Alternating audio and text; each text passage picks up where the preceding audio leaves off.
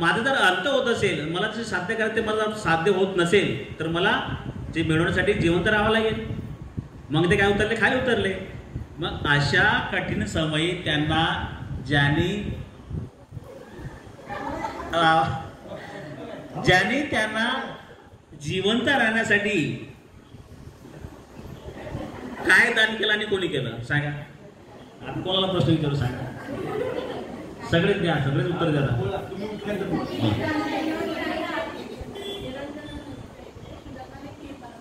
माहित द्या ना. निरंतर नाही, त्यांनी सुजाताने खीरदान केलेली आहे. बरोबर आहे, खीरदान केले. प्रश्न बरोबर आहे. ठीक आहे, साधू करते सगळं.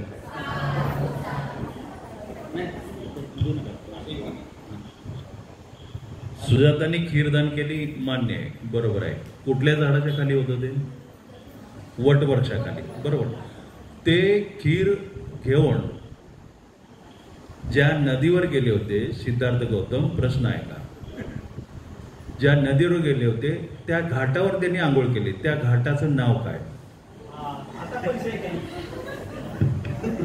नाही का नाही, सोपे प्रश्न म्हटलं सगळ्यांच्या हातावरती करतो. ते सांगितलं असेल. असतं की नाही, कुठला घाट असतो की नाही काही नदीला? नाही, घाटाचं नाव माहित? सांगा. बघा, डोंगरातला घाट वेगळा आणि देऊचा घाट वेगळा आहे की नाही? त्या घाटाचं नाव आहे सुप्पतीर्थ. असं काय होतं का? सुप्पतीर्थ घाट. या घाटावर जाऊन सिद्धार्थ गौतमाने आंघोळ केली आणि मग त्या खिरीचे 49 घास घेतले, आहे का नाही? किती? 45. बरोबर आहे, 45. आम्ही फक्त बघत होतो तुमचा. बरं, सिद्धार्थ गौतमाला त्यांच्या आयुष्यामध्ये अत्यंत 3 महत्वाच्या घटना घडल्या. 3 दिवस कोणता? हा, तुम्ही सांगा. एक हा, त्या 3 घटना कोणत्या? त्यांचा जन्म, ज्ञान प्राप्ती आणि निर्वाण. साधू का त्यांच्यासाठी? नाही, कांबळे. भगवान गौतम बुद्ध ज्ञान प्राप्त झाली आणि मग त्यांनी त्यांच्या मनाची द्विधा निर्माण झाली. आता मी काय करू, कोणाला सांगू, कोणाला सांगू, आहे की नाही? मग ते म्हणायला लागले, नाही, मला असं वाटतं की आता मी जर एवढं साधलं तर कशाला दुसऱ्याला देऊ. परंतु त्याने म्हटलं की नाही बाबा, तुला गरत्याग केलेल्या लोकांना द्यावं लागेल. मग त्यांनी काय केलं की आता त्यांचे जे काही गुरु होते ते जगामध्ये राहिलेले नव्हते, परंतु त्यांचे सोबती, ऐकून घ्या प्रश्न, त्यांचे सोबती त्यांनी खीर खाल्ली म्हणून ते सोडून गेले होते. मग ते सोबती कुठे होते आणि त्या 5 लोकांची नावं सांगा. सांगा तुम्ही. त्या ह्या तुम्ही सांगा त्याच्या बाजूला, तुमच्या बाजूला. हां, तुम्ही पहिल्यापासून आत्महत्ती करत होता. हां,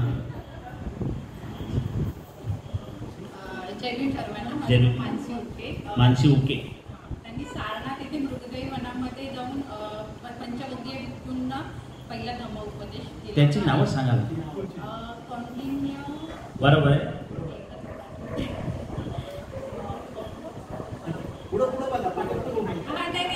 सध्या ते कॉन्टिन्युअस आठवत आहे. आणि तेव्हा धम्मचक्र प्रवर्तन त्यांनी ते झालं, ठीक आहे. पण त्या 5 लोकांची नावं पाहिजे आम्हाला. मला तर कॉन्टिन्युअस आठवत. ठीक आहे, चालेल. तुम्ही सांगा. जयवीर, माझं नाव प्रज्ञा सातकर. 5 पंचवर्गीय भिक्खूंना त्यांनी धम्मदेशना दिली. त्यांचे नाव आहे कौंडिन्य, वप्प, अश्वजी, पुढे कंटिन्यू करा. भद्रिय आणि महानव. साधू का देताना हे 5 लोक होते, ठीक आहे. मग त्यांनी काय केलं की आपल्या आयुष्यामध्ये जवळजवळ 45 वर्षावास केलेले आहेत. किती? 45. आता वर्षावास सुरू होतो ना 13 तारखेला. 45 वर्षावास करत असताना आता त्यांचं वय ते वार्धक्याकडे चालले होते. मग शेवटची भेट त्यांनी त्या नगरामध्ये दिली. त्या नगराचं नाव आणि आपल्या महापरिनिर्वाणाची घोषणा केली, ती पौर्णिमा.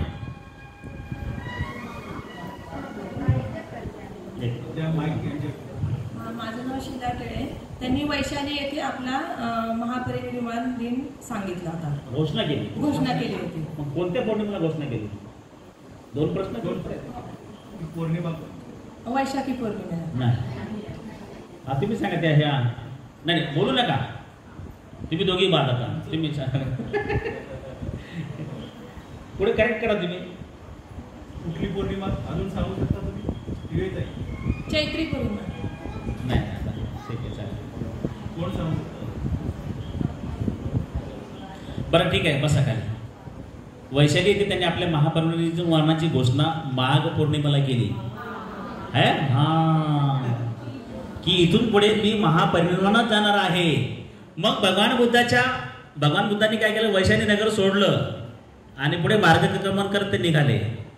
मग एका गावामध्ये थांबले. मग तिथल्या एका माणसाने त्यांना शेवट भोजन दिलं. हा सांगा तुम्ही. आहे बरं ठीक आहे.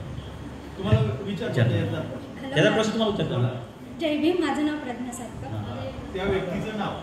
भगवान गौतम बुद्धाच्या जीवनात 2 भोजनाचे महत्व आहे. एक आहे सुजाताची खीर आणि दुसरं आहे चंदाचे जे भोजन आहे. पावा राज्यामधला जो चंद्रराज लोहार होता त्यांनी जे जेवण दिलं त्या व्यक्तीचं नाव.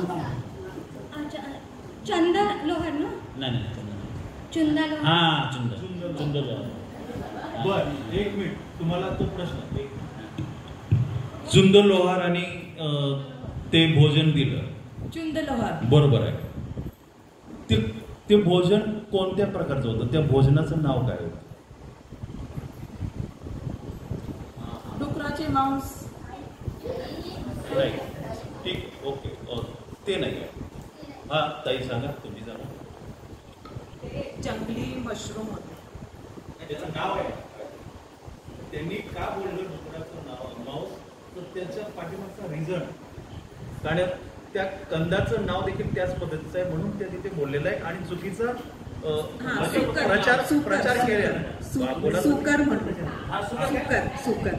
सुकर मधव नावाचा कंद होता आणि ते सुकर म्हटल्यामुळे आपण हिंदीमध्ये डुकराला काय म्हणतो सुवर. त्याच्यामुळे हा अपप्रचार केलाय इतर लोकांनी. तुमचं बरोबर हे चुकीचं आहे. चुकीचं आहे. बरं हा विषय आता इथे पण संपवूया आहे की नाही. पुढच्या विषयाकडे जाऊया. डॉक्टर बाबासाहेब आंबेडकरांचा भाग 1-2 झाला. या विषयात शिक्षक कोण होते सांगा. उज्ज्वलाताई करणार साधू करण्यासाठी त्याच्या लक्षात केवळ तर राहिले ना. ते पण बघायचं तुम्हाला की तुम्हाला शिक्षकांची नावं तरी ज्ञानात आहेत का. मग त्या ठिकाणी जो प्रश्न आहे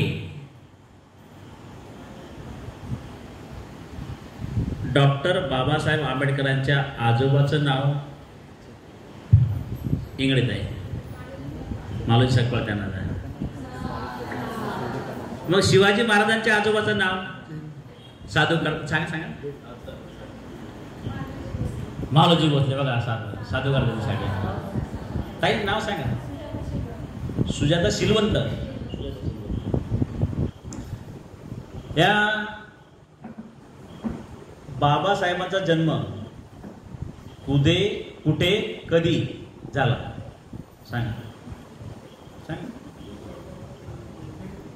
हा माहिती द्या ना. आता माहिती सवय लागली बघा. बोला. डॉक्टर बाबासाहेब आंबेडकरांचा जन्म महू इथे झाला. कुठे कधी 14 एप्रिल 1891 साली महू या मध्य प्रदेशातील महू या गावी झाला. साधू करण्याचं साधू.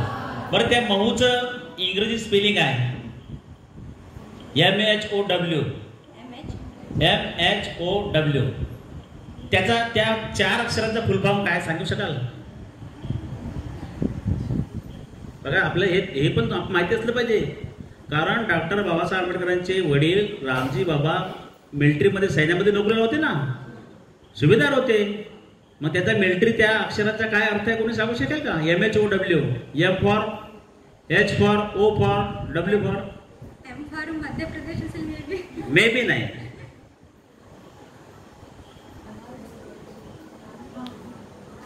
मी सांगितलं बघा. तू हा सांगा.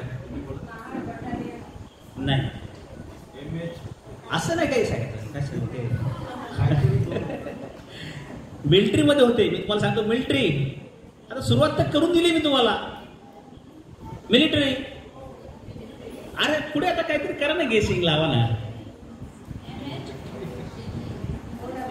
Military headquarter of warriors, MHOW. हे सगळं आपल्याला माहिती असलं पाहिजे आहे की नाही. जर एखाद्याने तुम्हाला प्रश्न विचारला, बाबासाहेब आंबेडकरांचे वडील सैन्यामध्ये नोकरीला होते, मग ते मऊला राहायचे, त्याचा जन्म मऊला झाला, मग त्या मऊच्या MHOWचा फुल फॉर्म सांगा, आपल्याला सांगता आलं पाहिजे आहे की नाही. या गोष्टी अशा आपल्याला सगळ्या अवगत झाल्या पाहिजे. पुढे जाऊया. बाबासाहेब आंबेडकरांचा जन्म मऊला झाला आणि ते वडील रिटायर झाल्यानंतर महाराष्ट्रात परत आले. आपल्या गावी त्यांचं कुटुंब राहिलं. तिथून ते रामजी बाबा परत दुसऱ्या नोकरी करायला गेले आहे की नाही. ह्या सगळ्या गोष्टी करत असताना पुढे त्यांनी काय केलं का, मुंबईमध्ये आले, मुंबईला वास्तव्याला आले. 10वीची परीक्षा ज्यावेळेला देवाने, ऐकून घ्या प्रश्न इकडे ताई, 10वीची परीक्षा पास केली. पहिला महाराष्ट्राला म्हणतात का मुलगा मॅट्रिकची परीक्षा पास झाला. त्यावेळेला त्यांचे गुरु, त्यांनी त्यांचा सत्कार केला. त्या गुरुचं नाव आणि त्यांनी पुस्तक दिलं, त्या पुस्तकाचं नाव दोन सांगायचं. कांबळे ताई. हां कांबळे सांगा ताई. माईक घ्या. जय भीम. मी उज्ज्वला कांबळे. त्यांचे गुरु केळुस्कर गुरुजी आणि त्यांनी बुद्ध आणि धम्म हा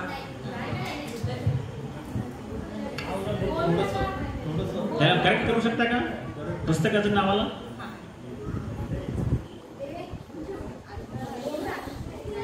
नाही बोलायचं ना कोणाचं. त्यांचे गुरु केळुस्कर गुरुजी होते. ते माहिती आहे. पुस्तक कोणतं? पुस्तकाचं नाव आता सगळ्याच लोकांनी अर्ध उत्तर तर दिलेलं आहे की नाही. मग आता अर्ध उत्तर कोण सगळे सांगा तुम्ही तिघी चौघी.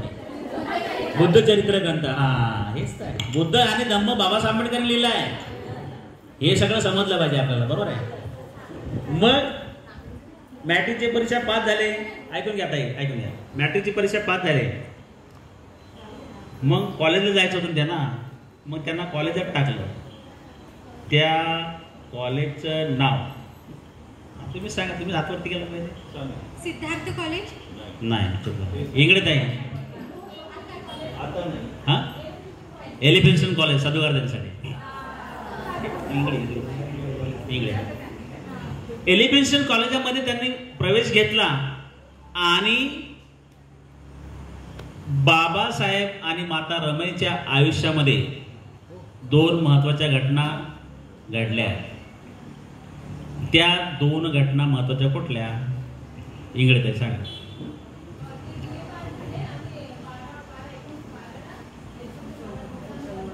साधुगार्जांना.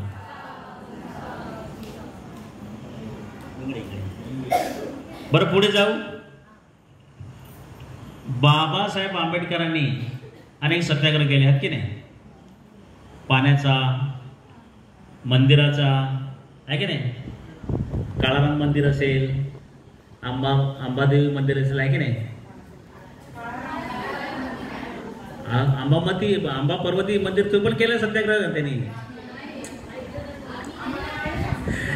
तुम्हाला शिकवलं नसेल हो, पण ते केलं तुम्हाला सांगतोय. नसेल असेल पण मी सांगतो तुम्हाला. तुमच्या ज्ञान माहितीत ठेवा द्या. खरंच ताई, और खोटं नाही सांगितलं तुम्हाला. या सगळ्यांना विचारू शकता तुम्ही. बरं ठीक आहे, तो प्रश्न आपण पुढे जाऊया. अनेक सत्याग्रह मी म्हटलं, अनेक सत्याग्रह केले. हां बरं, त्या काळाराम मंदिराचा सत्याग्रह कोणत्या साली केला आणि त्या साली परत बाबासाहेब आंबेडकर कुठे गेले होते? दोन प्रश्न आहेत. काळाराम मंदिराचा सत्याग्रह कोणत्या वर्षी केला आणि त्या वर्षी बाबासाहेब आंबेडकर कुठे गेले होते? त्याला 100 रुपयाचं बक्षीस.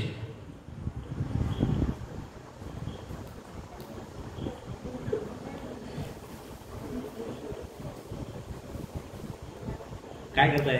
आम्हाला सांगताय.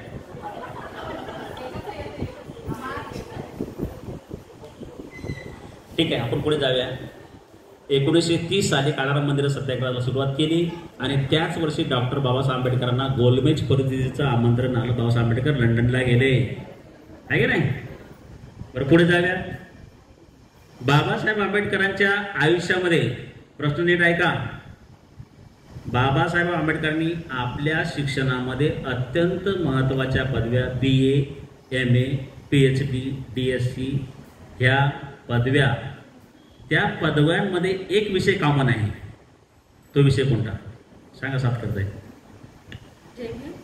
इकॉनॉमिक्स हा विषय कॉमन आहे. साधूकार देण्याचा. आणि डॉक्टर बाबासाहेब आंबेडकरांनी 4 विषयामध्ये PhD घेतलेली आहे. म्हणजे आपल्याला वाटलं की डॉक्टर म्हणजे एकाच विषयात PhD, बाबासाहेबांनी 4 विषयात PhD घेतली. त्यातली इकॉनॉमिक्समध्ये 2 PhD आहे त्यांची, एक कोलंबिया विद्यापीठामधनं आणि एक बरं. त्यातली अत्यंत महत्त्वाची पदवी कोणती ते सांगू शकाल? त्यांनी द प्रॉब्लेम ऑफ रुपी हा जो तो प्रबंध सादर केला. महत्त्वाची पदवी, त्या पदवीचं नाव सांग. नाही इकडे काय सांग. बॅरिस्टर नाही. DSCचं फुल फॉर्म सांगाल? DSC बरोबर आहे, तुमचं उत्तर बरोबर आहे, तुम्हाला मार्क दिला, पण फुल फॉर्म सांगा. Doctor of science. अत्यंत महत्त्वाची पदवी त्यांच्या काळामध्ये मिळवलेली आहे की त्या नाव सांगा. कसबे. हां, डॉक्टर ऑफ सायन्स. कारण त्या काळामध्ये एकमेव भारतीय होते बाबासाहेब आंबेडकर.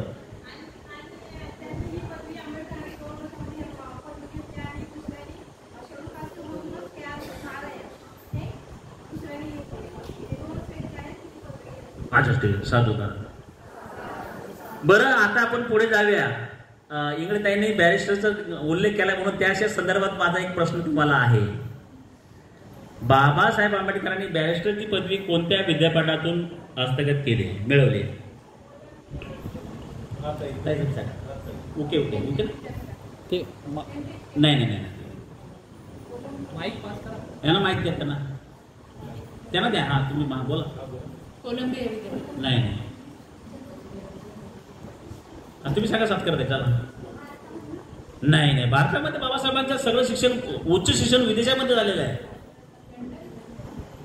लंडन बरोबर आहे, पण पुढे त्याला कंटिन्यू करा.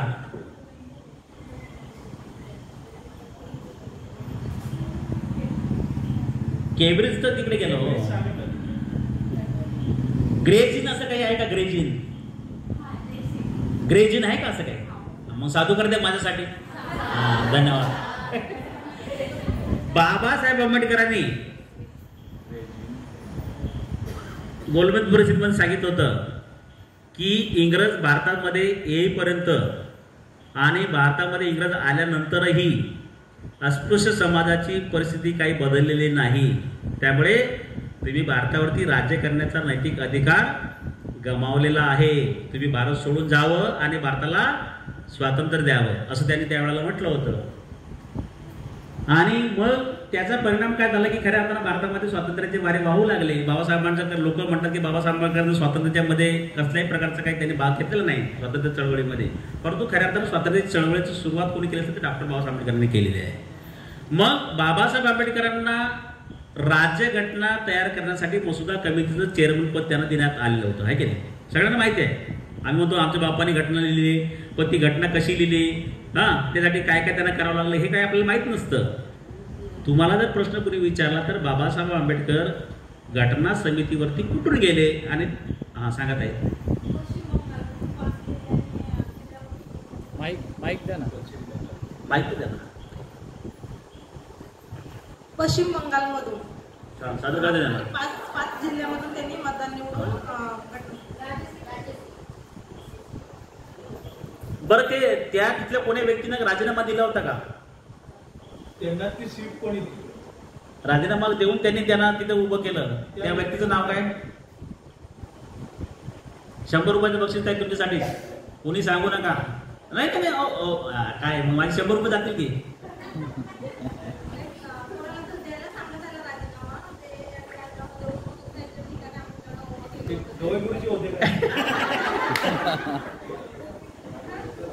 जोगेंद्रनाथ मंडल. चला पुढे जाऊया.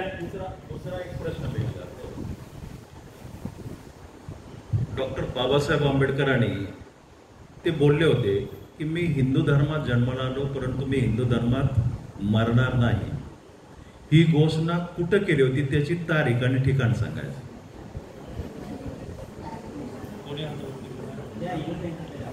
इंगळे ताई. हा बोला. माईक घ्या ना, माईक घ्या ना, त्याच्यात रेकॉर्ड होत्या तुमचं. एवढे येथे परिषद भरली होती, त्या परिषदेमध्ये त्यांनी 1935 साली ती घोषणा केली. तारीख सांगा ना, तारीख त्याची. 1935 बरोबर तारीख असेल ना कोणता तरी. बरं तुम्ही सांगा. तुम्ही सांगा.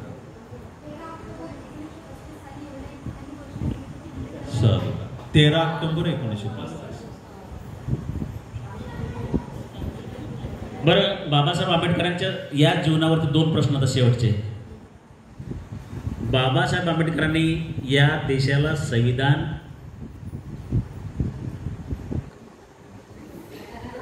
ऐकून घ्या. एकच प्रश्न त्यावर 2 आहे. कोणत्या तारखेला आणि कोणत्या वर्षी आणि कुणाला सुपूर्द केलं होतं? त्यात माहिती आहे, तुम्ही सांगा. नाही. 26 नोव्हेंबर 1949 साली नेहरूजींना त्यांनी सुपूर्द केलं आणि 26 जानेवारी 1950 रोजी ते आपले अंमलात आलेलं आहे. बरं, संविधान सभेत बाबासाहेब आंबेडकरांनी शेवटचं भाषण केलं होतं. बाबासाहेब आंबेडकर काय म्हणाले होते? मी हा जो रथ कुठपर्यंत आणलेला आहे. नाही, हा ठीक आहे, तुम्ही सांगा. मी संविधान कितीही उत्कृष्ट लिहिलेलं असेल तरी ते चालवणारे जर चांगल्या दर्जाचे असतील तर ते चांगलं चालवतील आणि जर चालवणारे ते व्यवस्थित नसतील तर ते व्यवस्थित चालवणार नाही. साधू करते सांगा. अत्यंत महत्वाचं ते स्टेटमेंट आहे. कसबेत आहे अगोदरचं त्यांचं नाव काय तुमचं? देशनेरे. बरोबर आहे. या विषयातला शेवटचा प्रश्न बघा. प्रश्न नीट ऐकून घ्या आणि नंतर हात वरती करा. बसा त्या तुम्ही खाली बसा ना. त्यांना माहिती आहे प्रश्नाचं उत्तर पण. डॉक्टर बाबासाहेब आंबेडकरांचं दुसरं लग्न कुणाशी, कधी, कुठे आणि कशा पद्धतीने झालं? हाताला वापड.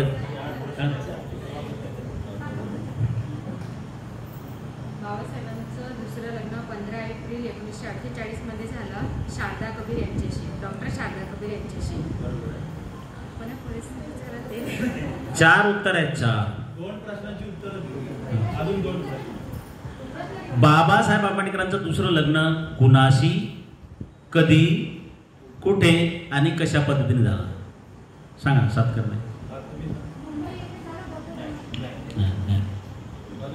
बसा खाली, तुम्ही बसा खाली. आणखी कोण? पुढे 2 प्रश्नाचे उत्तर त्यांनी ऑलरेडी दिलेले आहेत. 2 प्रश्नाचे उत्तर तुम्हाला द्यायचे आहे. कुठं झालं आणि कशा पद्धतीने झालं याच फक्त 2हीचीच उत्तर. हा ठीक आहे, सांग. द्या माहिती त्यांना. मी प्रयत्न करते. ठीक आहे, प्रयत्न करा. नमो बुद्धाय. जय भीम सर्वांना. मी चारुलता सोनावणे. बाबासाहेबांचं लग्न शारदा कबीर यांच्याशी झालं. त्या डॉक्टर होत्या आणि बाबासाहेबांचं त्यावेळेस प्रकृती जरा खालावलेली होती आणि त्या त्यांची शुश्रूषा करायच्या. बरोबर. तर पुढे चला. तर इतरांनी आणि त्यांच्या मित्र परिवारांनी सांगितलं की तुम्ही जर यांच्याशीच लग्न केलं तर तुम्हाला चांगली जीवनसंगिनी मिळेल आणि तुमची प्रकृती पण उत्तम राहील. बरं, ते झालं हे तुम्ही सांगितलं, पण ते प्रश्नाची उत्तर आम्हाला पाहिजेत ना. प्रश्न बोला. डॉक्टर बाबासाहेब आंबेडकरांचं दुसरं लग्न कुणाशी, कधी, कुठे आणि कशा पद्धतीने झालं? दिल्ली येथे झालं. बरोबर आहे. बरं. कशा पद्धतीने झालं? लास्टचा प्रश्न. तेव्हा त्यांनी बौद्ध धर्म स्वीकारला नव्हता. बरं, हिंदू पद्धतीने केलं. हिंदू पद्धतीने झालं. बरं, ठीक आहे. चला पुढे सांगा. तुम्ही 7 करताय. रजिस्टर पद्धतीने झाले. 7 रजिस्टर पद्धतीने. बाबासाहेब आंबेडकर दुसरा विवाह डॉक्टर शारदा कबीर यांच्या सोबत दिल्ली 15 एप्रिल 1948 साली दिल्ली या ठिकाणी झालेला आहे, नोंदणी पद्धतीनं. साधा प्रश्न आहे. ठीक आहे, चला पुढे जाऊया. Thank you sir. या ठिकाणी भगवान बुद्ध एक तिसरा विषय पुढे झालेला आहे. बौद्ध धर्मामध्ये मूर्तीपूजेचे स्थान आणि बौद्ध धर्माचे आदर्श स्त्री रत्न. ऐका, झालं का विषय? विषय शिक्षिका कोण होत्या? ह्याच होते का? त्यांचं नाव काय? हा, आदित्यदार लोखंडे. बरं, केंद्रीय शिक्षक आहेत ना. तर मग मूर्तीपूजेचं स्थान आहे की नाही, बौद्ध धर्मामध्ये मूर्तीपूजेचं स्थान आहे की नाही. तर भारतामध्ये बुद्ध मूर्तीची निर्मिती कोणी केले सांगा. माईक घ्या मग. सम्राट अशोक. नाही.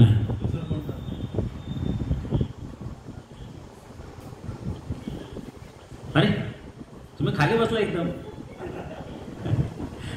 येत नाही उत्तर. करा, प्रयत्न करा. भगवान बुद्धाची सर्वप्रथम निर्मिती कोणी, मूर्तीची निर्मिती कोणी केली भारतामध्ये? हा, भारतातच विचारते मी.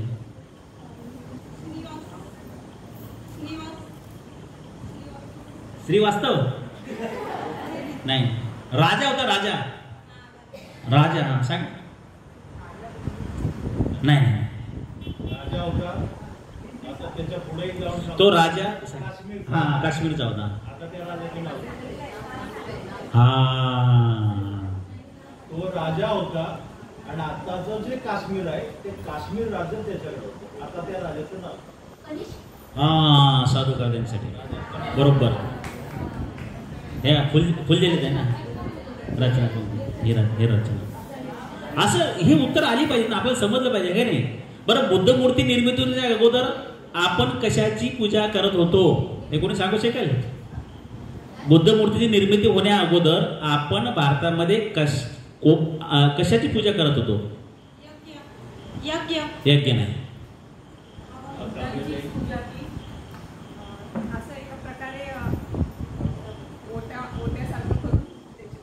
नाही, त्याला काय म्हणतात? आणखी पुढे जाऊन करेक्शन करा. सांगा ताई तुम्ही.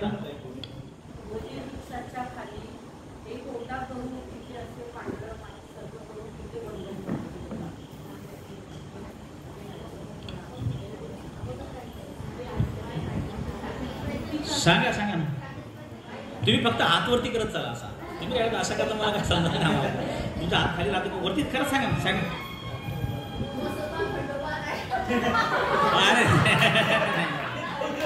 खंडोबाची निर्मिती आता झाली हो. भगवान बुद्धाच्या मूर्तीची निर्मिती होण्या अगोदर या ठिकाणी त्यांच्या प्रतीकांची पूजा केली जात होती, आहे की नाही? पाय कुणा असतील, आहे की नाही, अशा प्रतीकांची पूजा करत होतो आपण. ठीक आहे, चला पुढे जाऊया. याकडे सांग. बौद्ध धर्मामधील आदर्श स्त्रीरत्ने हा विषय झालेला आहे. सांगा ती स्त्रीरत्न कोणकोणती आहेत? 5 लोकांची नाव सांगा. 5 स्त्रीरत्नांची नावं सांगायची. हा ताई तुम्ही सांगा. हा,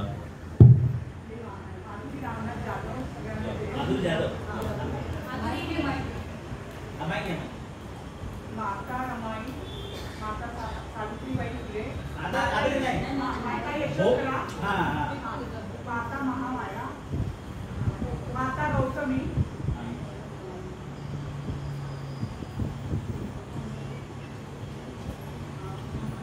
अम्रपाली, विशाखा,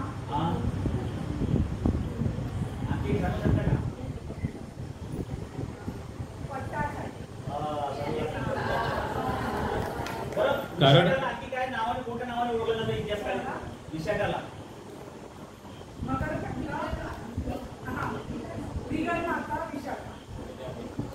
मिगार माता विशाखा.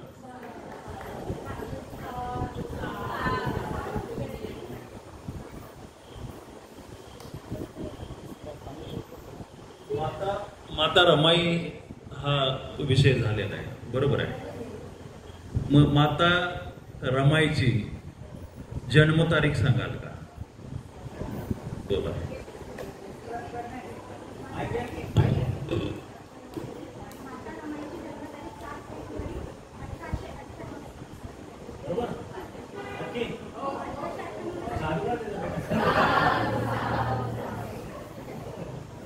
आता फक्त एक काम मला तुम्हाला विनंती करतो की तुम्ही फक्त हात वरती करा.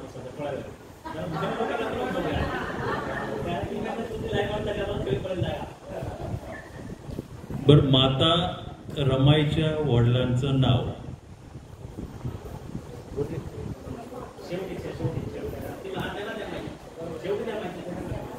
हा बोला, नाव सांगा आणि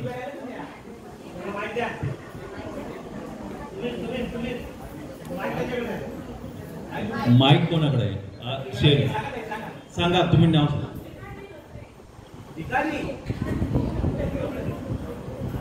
तुम्ही धोत्रे बरोबर आहे. एक अक्षर वाढवलंय तुम्ही.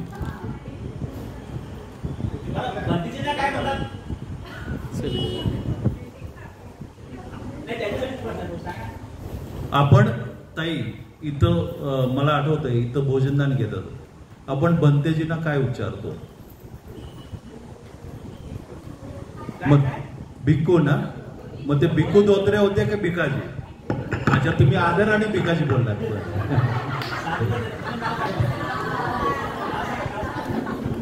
नाव सांगा ताई.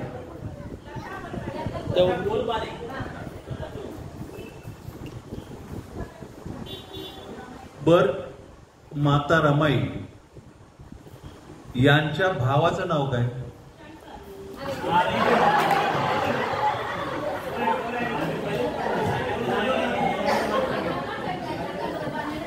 सांगा आता, परत सांगा. त्याच्याकडे माईक द्या.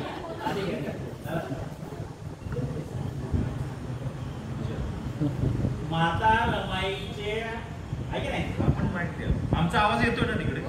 हे दोन्ही माईक द्या. रमाई धरून किती भावंड होती? माईक तो पण द्या, हा पण द्या. हा पण द्या, हा पुढे राहू द्या, तो मागे राहा. गुरुजी तो माईक द्या ना. तुमच्या बाजूला आमचा आवाज जातोय. आमचा आवाज आहे तो आपला नॉर्मल वायर ज्याची नाव सांगा. तो आपला नॉर्मल शंकर, गौरा, रमाई,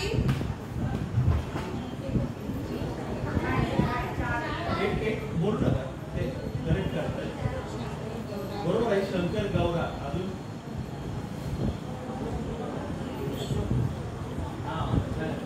हा वापर अकरा. आणि हे बोलले तीन होते का? अक्का, रमाई, गौरा आणि शंकर. बरं, रमाईला त्या काळामध्ये काय म्हटलं जात होतं? भागीरथ.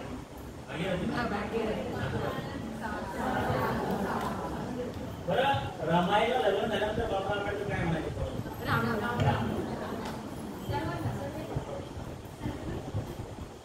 रमाईचे वडील भिक्खू धोत्रे, काही आवाज येतो? भिक्खू धोत्रे हे कशाचा व्यवसाय करत होते, काम करत होते? कोणतं काम? सांगा बरं.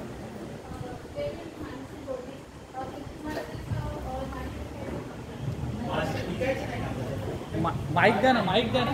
काय काम? रेकॉर्ड होत. तुम्ही बरोबर आहे, कंटिन्यू करा. हा, बंदरावर मासे पाठा नाही. नाव सांगा. मानसी कोदी. मानसी. बरं, हॅलो. रमाईची तब्येत बिघडली आहे ना. मग डॉक्टरने त्यांना एक सल्ला दिला का यांना कुठेतरी हवा पालटण्यासाठी जेवण द्यावं. मग माता रमाई माईक द्या. कुठे गेल्या आणि कुणाकडे गेल्या असं सांगत आहे.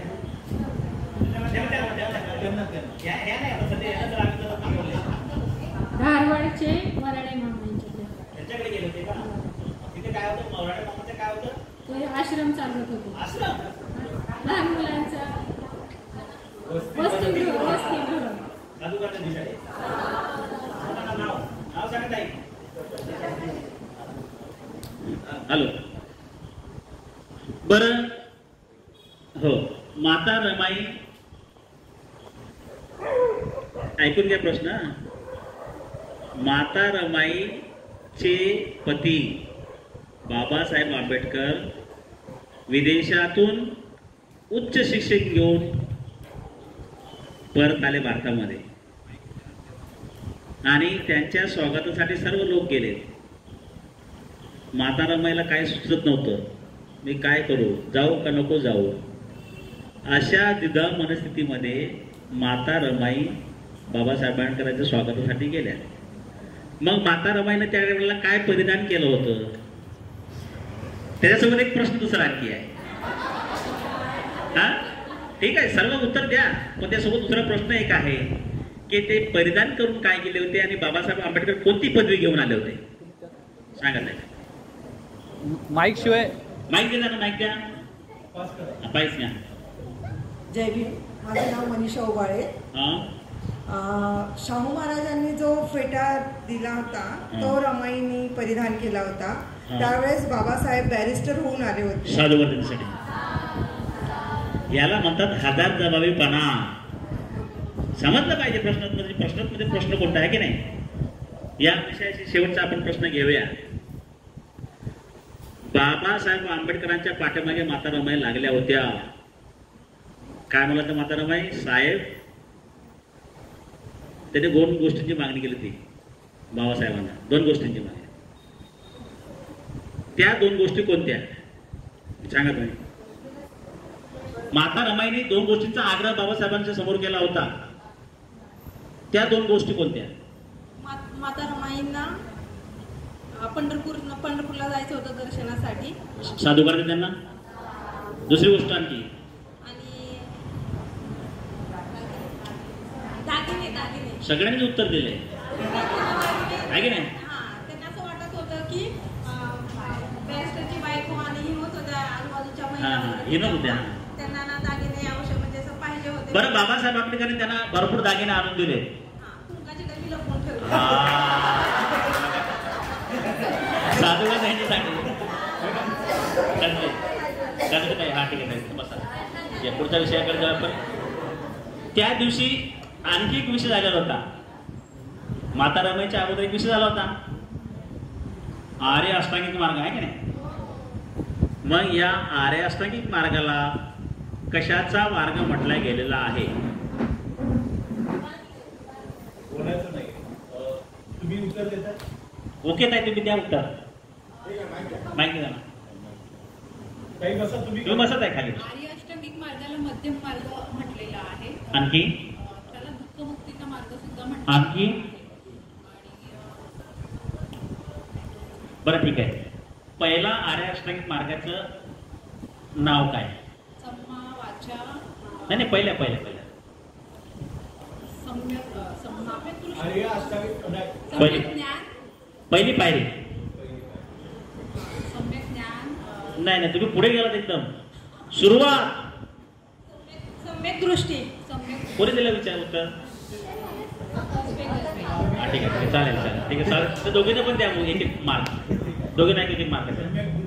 सम्यक दृष्टी ना पहिला. बघा अनुशक्तीनं करून जर बस सुटली तर काय पुढे जाईल का इकडे?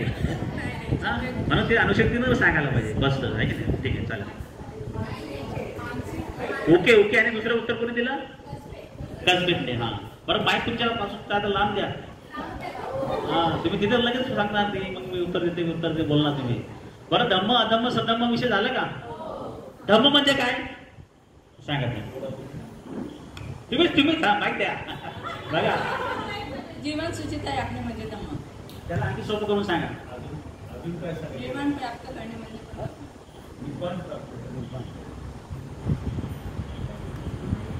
जीवनात मौज मजा करणं असतं का काय असं? निवारण करणे. नाही मौज मजा करणं काय असं असतं का? जीवन जगण्याची कला सांगितलं का? मग हे तर साधू चौड सांगितलं. त्या साधू का त्यांच्या कानिंदे ना कानिंदे. बघा माझे सगळ्याचे नावं पाठवत चालले बघा. मग अधम म्हणजे काय? नाही त्यांना आता नाही तुम्ही सांगा. त्यांचे लय उत्तर झाले तुम्ही सांगा. हा सांगा.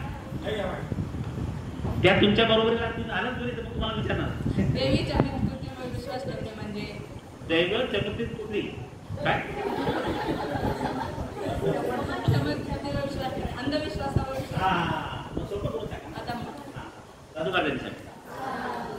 देवी चमत्कारावर विश्वास ठेवणे म्हणजे देवी. बरं पुढे जाऊया आपण. सद्धम्म म्हणजे काय हा सांगा तुम्ही.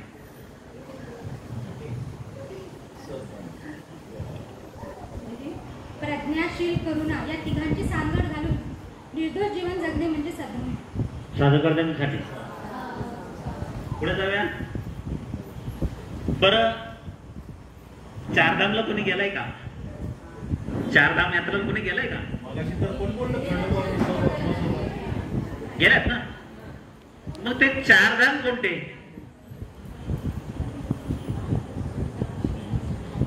बरं सांगा, तुम्ही सांगा. चला माहिती द्या ना. सारनाथ, हा, महाबोधी विहार, नाही नाही नाही नाही, व्यवस्थित सांगा. काही पण व्यवस्थित सांगा. लिंबोळी. बौद्ध धर्मातील चारधाम कोणते? आपलं लिंबुनी बुद्ध विहार, सॉरी लिंबुनी जिथे भगवान बुद्धांचा जन्म झाला ते लिंबुनी वन. परत सारनाथ जिथे भगवान बुद्धांनी पाच भिक्खूंना धम्मदेशना दिली. आणि त्यानंतर महाबोधी विहार जिथे त्यांना संबोधी प्राप्त झाली. महाबोधी विहारात संबोधी प्राप्त झाली. बुद्धगया, बुद्धगया. हा. आणि कुशीनगर जिथे त्यांचं महापरिनिर्वाण झालं. साधू करण्याचं बघा, काय करायचं काय येतं सगळं आपल्याला. पण आपण थोडं घाबरायचं नाही ना. कसं घाबरायचं?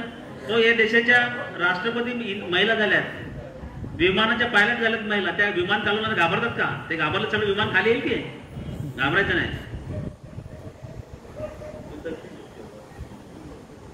बरं, बौद्धांचे सण आणि मंगल जयंती सांगा.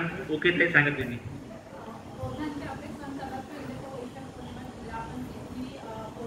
माईक द्या ना.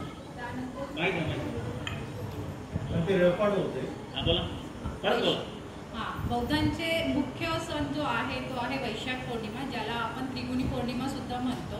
त्यानंतर पूर्ण महिनाभरामध्ये जे अमावस्या, पौर्णिमा, हे जे 4 अष्टमी, चतुर्थी हे जे दिवस येतात ते मंगल दिन आहे. चतुर्थी पण असते चतुर्थी नाही, अष्टमी आहे, अमावस्या आहे, पौर्णिमा आहे आणि आणखी एक 4 दिवस आहेत जे मंगल दिन आहेत. आणि 12 ही पौर्णिमा ज्या आहेत ते आपल्या मंगल दिन प्लस आपले बुद्ध धर्माचे सण आपण तिथे साजरे करतो. बुद्ध जयंती व्यतिरिक्त आणखी कोणते सण नाही का आपले? आणि 14 एप्रिल बाबासाहेब आंबेडकरांची जयंती, माता रमाई यांचा जन्मदिन 7 फेब्रुवारी, हे सुद्धा आपले बुद्धांचे सण आपण साजरे करतो. अत्यंत महत्वाचं सोडलं तुम्ही.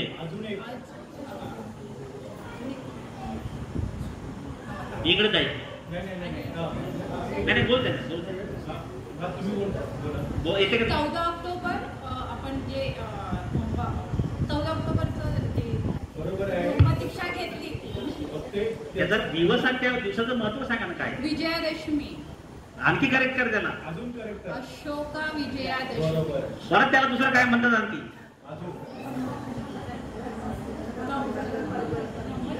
साधू सगळ्यांनी उत्तर दिले. साधूवर सगळ्यांसाठी धम्मचक्र प्रवर्तन दिन. बरं, ते धम्मचक्र प्रवर्तन दिन किती होतं सांगा? अनुवर्तन प्रवर्तन काय म्हणून आपण चालेल ते. हे दुसरं होतं. पहिलं जे आहे ते भगवान बुद्धांनी सारनाथ येथे मृत्यू वनामध्ये ऑलरेडी दिलेलं होतं. आणि त्याच्यानंतर ज्या 1000 वर्षाच्या काळामध्ये जो बुद्ध धम्म हा लुप्त पावला होता, तर बाबासाहेबांनी बरेच अथक प्रयत्न केल्यानंतर इथे आपल्याला सम्राट, ओके, तिसरा सम्राट अशोकांनी. ठीक आहे, चालेल. ठीक आहे, आता करेक्शन करूया. आता तुम्हाला सगळ्यांना येते सगळ्यांना. सांगा. बरोबर उत्तर. तुम्ही बसा काय. बोला ना. हा, बरं, पहिलं कुठे गेलं? थांबा ना. दुसरं कशासाठी केलं? नाही, त्यांनी काय केलं होतं? त्याला काहीतरी कारण होतं ना, सांगा. बांधले ते नंतर बांधले तो, पण त्यांना कारण तर काय होतं ना.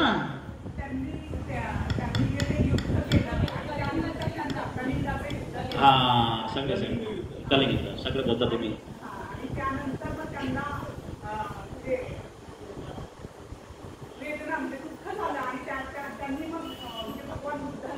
ठीक आहे, चालेल. साधू.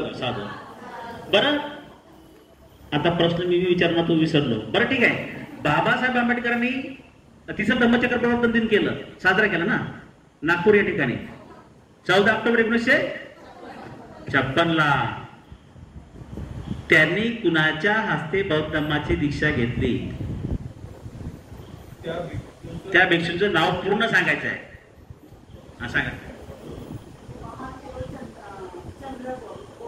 चंद्रबोधी नाही, चंद्रबोधी पाटील त्या अध्यक्ष तुम्ही बोलला ते बरोबर आहे. करेक्शन करा पाहिजे म्हणून म्हणतो थोडस समजून. महाथेरो चंद्रमणे. हा साधू तुमचं नाव सांगत आहे जाधव आहे. हा बरं, त्या दिवशी एक अत्यंत ऐतिहासिक घटना घडलेली आहे. बुद्ध पर्वाला किती हजार वर्ष झाली होती?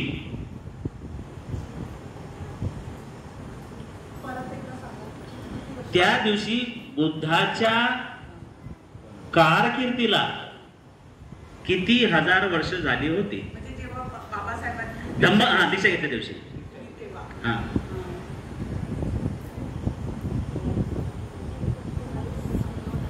बोला बोला, हे कसं हात वरती करून बोला ना, बोला ना, उठा. बरोबर आहे, साधू करते त्याच्यासाठी 2.5 वर्ष पूर्ण झाले. कारण तुमची जे बोलत होता म्हणे ऐकलं इथपर्यंत म्हणून म्हटलं तुम्ही बरा. शाखेचा सर्टिफिकेशन तुमचं डिस्कशन बरोबर होतं. 2.5 वर्ष पूर्ण झाले त्यावेळेला भारतामध्ये परत बुद्धाला बाबासाहेब आंबेडकरांनी आणलं, म्हणजे बौद्ध धम्माची दीक्षा घेतली. बरं, डॉक्टर बाबासाहेब आंबेडकरांनी 14 ऑक्टोबर 1956 धर्मांतर केलं, धम्माची दीक्षा घेतली. 15 ऑक्टोबर 1956 त्यांनी त्या दीक्षेच्या संदर्भात एक भाषण केलं. त्या भाषणामध्ये बाबासाहेब आंबेडकरांनी आम्हाला एक संदेश दिलेला आहे. त्या संदेश कोण सांगू शकतो सांगा. हा तुम्ही हातवर केला, बऱ्याच वेळेनंतर सांगा. तुम्ही नाव त्याला माहिती देता ना, नाव सांगा. जयवीर करा. जयवीर. कारण माईक जवळ घेता येईल, इकडे रेकॉर्डिंग होतं ना, तुमचा आवाज आला पाहिजे त्यामध्ये. सुवर्ण चंद्रशिवे. अच्छा, यांच्या विषयी हा, मग त्याचं नाव पण सांगा ना पूर्ण. सुवर्ण गणपत चंद्रशिवे. हा, सुवर्ण गणपत चंद्रशिवे. चला ठीक आहे, बोला. बाबासाहेबांनी शिका संघटित आणि संघर्ष करा असं नाही तेव्हा. हा, तुम्ही सांगता का उत्तर की असं काही दाखवता इकडे तिकडे? कोण सांगू शकेल? चला, 100 रुपयाचं बक्षीस.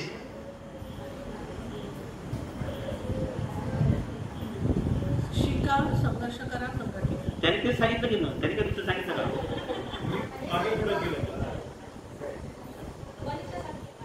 बरं, त्याच्यासोबत आणखी दुसरा प्रश्न आहे. नाही 100 रुपये देतो ना मी. बरं सांगा. हा सांग. पैसे देणार नाही? नाही ते 22 पहिल्या दिवशी दिल्या तो. नाही ना ताई, तेच ते उत्तर नाही आहे. ते उत्तर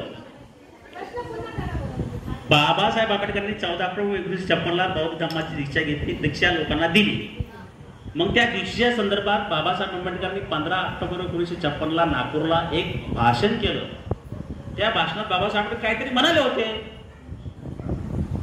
त्या माहिती आहे ना? माहिती आहे हो. मी उज्ज्वला कांबळे, जयवीर. मी हिंदू धर्मात जन्माला आलो. ते येवल्याला सांगितलं त्यांनी. बरं ठीक आहे, मी प्रश्न उत्तर मी तुझा था सगळं झालं आता, सगळं चर्चा चालली तिथे मी बघतोय इकडून. बाबासाहेब आंबेडकर म्हणाले होते की प्रत्येक बौद्ध व्यक्तीने काय माहिती दे त्यांना.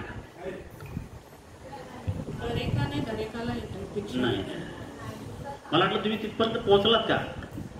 प्रत्येक बौद्ध व्यक्तीने शुभ्र वस्त्र परिधान करून, आता पुढे कंटिन्यू कोण करते का सांगा.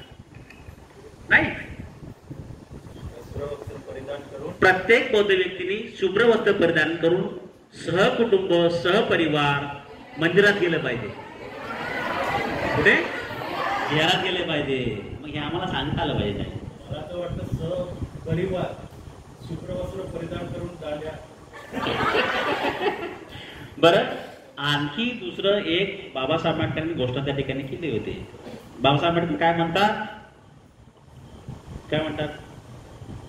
एका पत्रकाराने बाबासाहेब आंबेडकरांना प्रश्न विचारला. काय विचारला प्रश्न सांगा इकडे काही? त्यांना आद्या त्यांना माहिती. त्यांनी असा प्रश्न विचारला की तुम्ही एवढी वर्ष झाले म्हणजे आतापर्यंत तुम्ही धर्म स्थापन केला आणि आता का परत हा झालं नाही असा प्रश्न विचारला त्यांनी की तुम्ही म्हणतात की माईक वरती घ्या ना. आमची म्हातारी तर मेली तर जे अस्पृश्य लोक आहेत ते त्यांना उचलायला येतात आणि जर त्यांनी जर ते काम केलं नाही तर त्यांचं पोट कसं भरणार? नाही बाबासाहेब म्हणतात, एक प्रसंग आहे, बाबासाहेब काय म्हणतात की आता तुमची जबाबदारी वाढलेली आहे. ओके ताई सांगता का तुम्ही? मान आलं तर म्हटलं, गवई ताई मान आलं तर म्हटलं सांगता का? आता तुमची जबाबदारी वाढलेली आहे की तुमच्यावरती अशी वेळ आली नाही पाहिजे की पूर्वाश्रमीच्या महाराजांनी बौद्ध धम्म काय बाटलं. बरोबर आहे ना, बोला ना. हा, म्हणून आता मला सांगा, आमच्यातले किती लोक त्या वाक्याला आमच्या जीवनात पुरेपूर अवलंब करतात, बाटवण्याची म्हणजे बाटणार नाहीची काळजी घेतात? हातवरती करा. हा, मग तेच तर अहो तेच असतं, मग असं असतं. ठीक आहे, पुढे जा. चला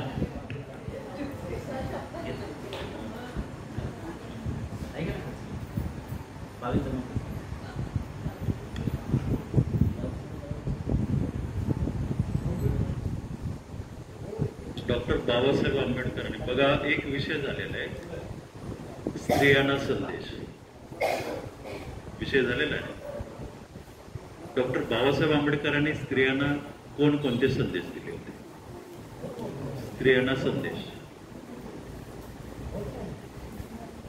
विषय नाही झाला. संदेश कोणता? स्त्रियांना कोणते संदेश दिले होते बाबासाहेबांनी? या प्रश्नाला हात वरती येत नाहीत का? म्हणजे तुम्ही शिक्षण द्यायचं. ठीक आहे, शिक्षण बरोबर आहे. अजून पुढं काय? अनेक संदेश दिलेले बाबासाहेबांनी, स्त्रियांना अनेक संदेश दिलेले.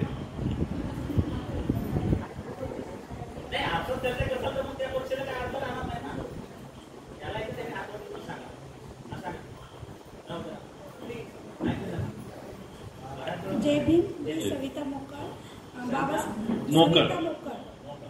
स्त्रियांसाठी संदेश आहे की तुम्ही खाली घरात बसून का चूल आणि मूल हेच घरात करू नका, तर शिक्षण घ्या आणि पुढे स्त्रियांना पण म्हणजे हा पुरुषांबरोबर शिक्षण घेऊन आपलं ठीक आहे. अजून कोणता संदेश? बोला. कसबे. पिढ्यांचा उद्धार करू शकते, त्यामुळे स्त्रियांनी शिक्षण घेणं आवश्यक आहे. बरोबर आहे. अजून बोला.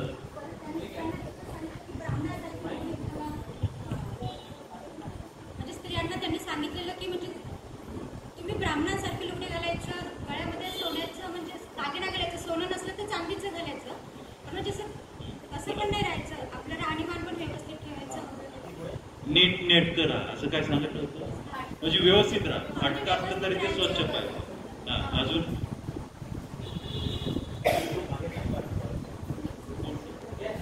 बोला. वापर येते. बाबासाहेबांनी सांगितलं, जिच्या हातात पाळण्याची दोरी ती जगाचा उद्धार करेल. नाही, ते ताईसाहेब बोलले. ताईचं पण नाही, ते दुसरं आहे. ताईचं ते वेगळं आहे की जिच्या हातात धम्माची शिदोरी ती जगाचा. अत्यंत महत्वाचे संदेश दिलेले आहेत बाबासाहेबांनी स्त्रियांना. बोला.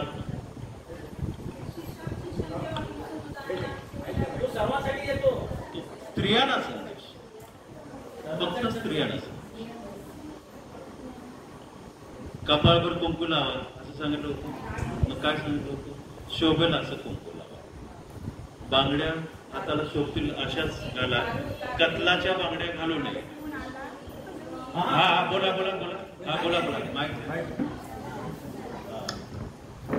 घरातला म्हणजे पुरुष मंडळी कोणी असं, भाऊ नवरा कोणी दारू पिऊन आलं तर त्याला घरात घेऊन, हा सर्वात महत्वाचा संदेश. आणि याच्यासाठीच आम्ही विचारत होतो अजून काय.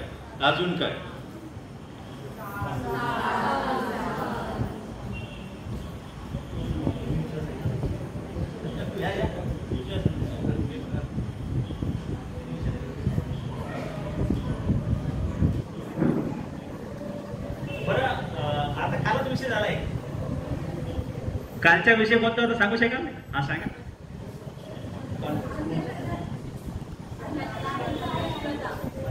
अंधश्रद्धा आणि गोवा भाजी, बरोबर आहे की नाही? आणि दुसरा एक विषय झाला कोणता? भारतीय बौद्ध महासभेचे कार्य आहे की नाही? हा. मग या भारतीय बौद्ध महासभेची स्थापना कोणी आणि कोणत्या वर्षी केली?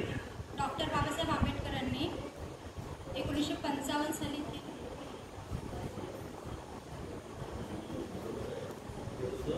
थोडं मागे पुढे होतं.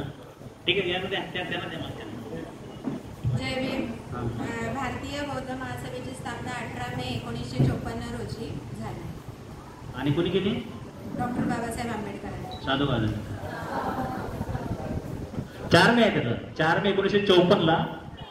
4 मे 1954. 18 मे रजिस्ट्रेशन केलेलं आहे 1955. 4 मे 1954 ला रजिस्ट्रेशनला टाकलं आणि 18 मे 1955 ला रजिस्टर झालं. बरं, बाबासाहेब आंबेडकरांनी ही संस्था स्थापन केली. ह्या संस्थेची घटना कोणत्या पद्धतीची आहे? बाबासाहेब, हा इथं आलं असेल ना, त्या सांगितलं असेल ना की नाही सांगितलं? बाबासाहेब आंबेडकरांनी भारताचे संविधान लिहिलं ना. संविधान कोणत्या पद्धतीचं आहे सांग? लोकशाही पद्धतीचं आहे ना. मग या संस्थेची घटना त्यांनी कशा पद्धती लिहिली? नाही, हा सांग. हा, शाक्य.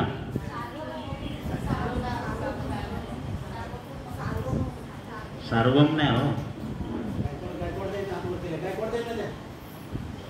समानाधिकार काय? नाही नाही, समानाधिकार. अध्यक्षीय पद्धतीची घटना लिहिलेली आहे. अध्यक्षीय पद्धतीची सांगितलं असेल ना की नाही सांगितलं? मला वाटतं एकट्याच सांगतो, दोघी सांगितलं म्हणून, बाकी कोण? बरं ठीक आहे, सांगितलं. बरं, बाबासाहेब आंबेडकरांनी ही संस्था स्थापन केली आणि त्यांचं महापरिनिर्वाण झालं आहे की नाही? स्थापन केल्यानंतर 1956 झालं ना महापरिनिर्वाण. मग त्यांच्यानंतर या संस्थेच्या राष्ट्रीय अध्यक्षपदाची धुरा कोणाच्या खांद्यावरती गेली? आता कोणाला हातावरती गेला पहिले? एक गाणं द्या. हा, जय भीम. माझं नाव स्मिता गायकवाड. भैयासाहेब आंबेडकर. भैयासाहेब आंबेडकर. भैयासाहेब आंबेडकरांचं नाव, खरं नाव काय?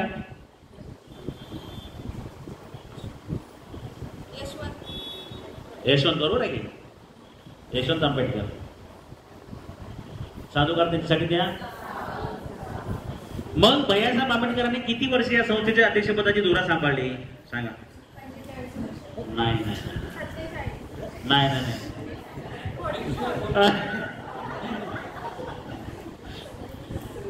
सांगा, तुम्ही सांगा. सांगा नाही, त्यांना मागितल्या 21 वर्ष. हा, साधुकार द्या. मग 21 वर्ष त्यांनी धुरा सांभाळली. त्यांचं निधन कधी झालं? 17 सप्टेंबर 1977. 17 सप्टेंबर 1977. साधुकार द्या. मग त्यांच्या निधनानंतर या संस्थेची धुरा कोणी खांद्यावरती घेतली सांगा? काय आहे? मीराताई आंबेडकरांनी. मग आता त्यांनी किती वर्ष या संस्थेचं अध्यक्षपद भूषवलं त्या? त्या सांगा. नाही, यांच्याकडे तुमच्या बाजूला बसले तर द्या. कानिताईंच्या बाजूला बसले त्या सांगा. त्या 47 47 45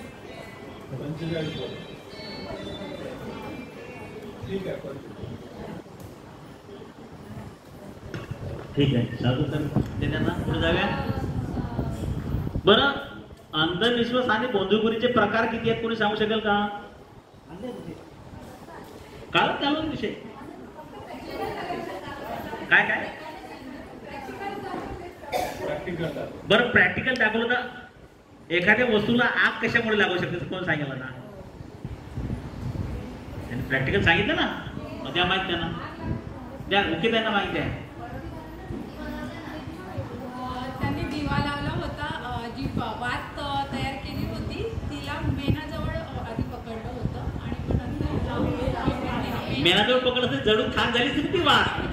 मेण जे आहे ते त्यांनी घेतलं, ते जोडलं त्या वातीला आणि मग नंतर हा, म्हणजे काय होतं की खऱ्या अर्थानं त्याला काहीतरी ज्वलनशील पदार्थ लावलेला असतो आणि मग त्यांनी त्याला भेटते की नाही. हे खऱ्या अर्थानं काय असतं की आम्ही सुद्धा हे तर्क, भगवान बुद्ध काय म्हणतात की मी सांगतो म्हणून तुम्ही स्वीकारू नका. काय म्हणतात बुद्ध? बोला बोला. म्हणजे मी सांगतो म्हणून तुम्ही ते माहिती आहे ना सगळं वरती? स्वीकारू नका. तुम्ही तुमच्या चिकित्सक वृत्तीने ते आधी बघा, त्याला समजा, त्याच्यावर विचार करा. तुमच्या तर्कशक्तीला जर ते पटत असेल तरच तुम्ही ते करा. साधू करण्याचं. म्हणून आपण कुठल्याही गोष्ट असता की नाही पहिले ते जमतलं पाहिजे. आमच्या बुद्धीला आपण त्या ठिकाणी काय केलं पाहिजे, त्यांना चालना दिली पाहिजे की मग खरं सत्य काय आहे, असत्य काय आहे की नाही. ह्या गोष्टी आपण यापुढे गेल्या पाहिजेत. मला वाटतं आता भरपूर झाला प्रश्न उत्तर. मी फक्त 3 प्रश्न विचारतो नाही आणि नंतर संपवायचं. ठीक आहे. डॉक्टर बाबासाहेब आंबेडकरांनी घटना लिहिली, बरोबर आहे. ती घटना किती वेळामध्ये लिहिलेली आहे आणि त्याची कलमं किती आहे?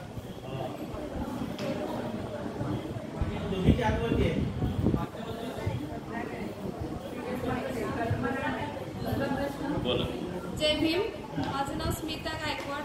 2 वर्ष 11 महिने 18 दिवस आणि कलमी आहे 395.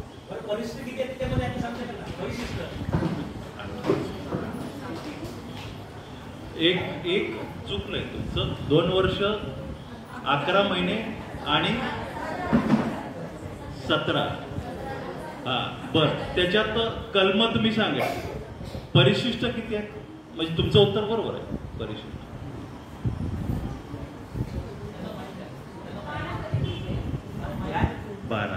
12 परिशिष्ट.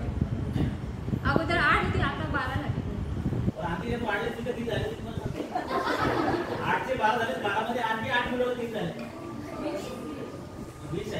20 आहे.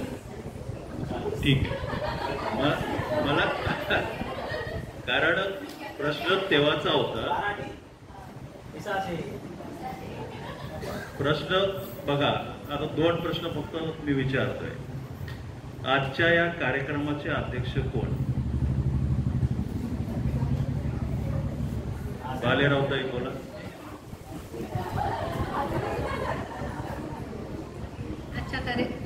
जय भीम सर्वांना. मी निर्मला बालेराव. आजच्या कार्यक्रमाच्या अध्यक्ष आहेत संस्कार सचिव विभाग ज्या सांभाळतात त्या अरुणाताई गवळे. नाही, त्या थोडंसं कन्फ्युजन आहे. आमच्या शाखेचे अध्यक्ष, कार्यक्रमाचे अध्यक्ष गणपत चंदर शिवे गुरुजी आहेत. मग हे कार्यक्रमाचे अध्यक्ष आहे, त्या शिबिराचे अध्यक्ष आहेत. मग मुंबई प्रदेशच्या अध्यक्षांचं नाव सांगा.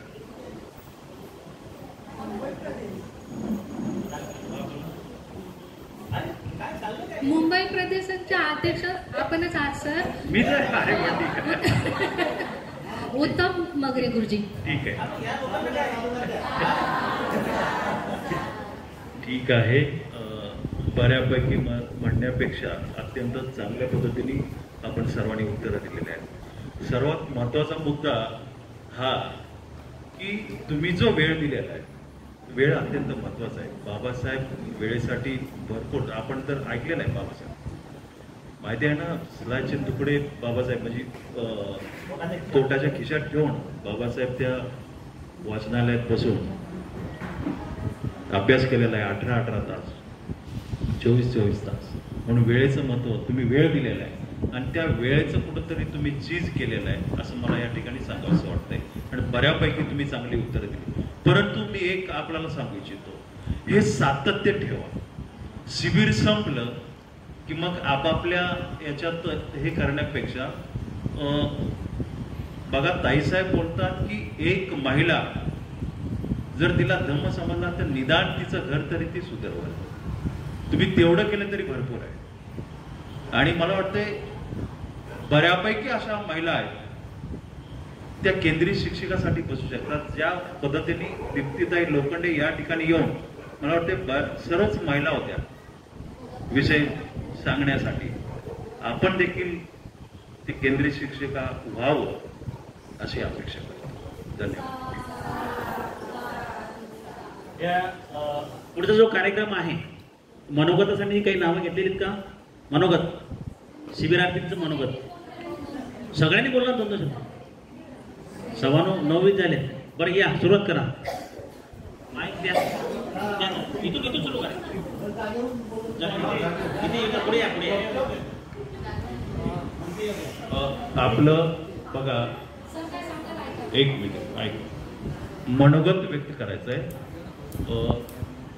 धम्मदर कशाला बोलतात? थोडं बोलणं पण योग्य बोलणं, उचित बोलणं, त्याला धम्मदर बोलणं. जास्ती बोलण्याने धम्मदर होत नाही. इथे यायचं आहे.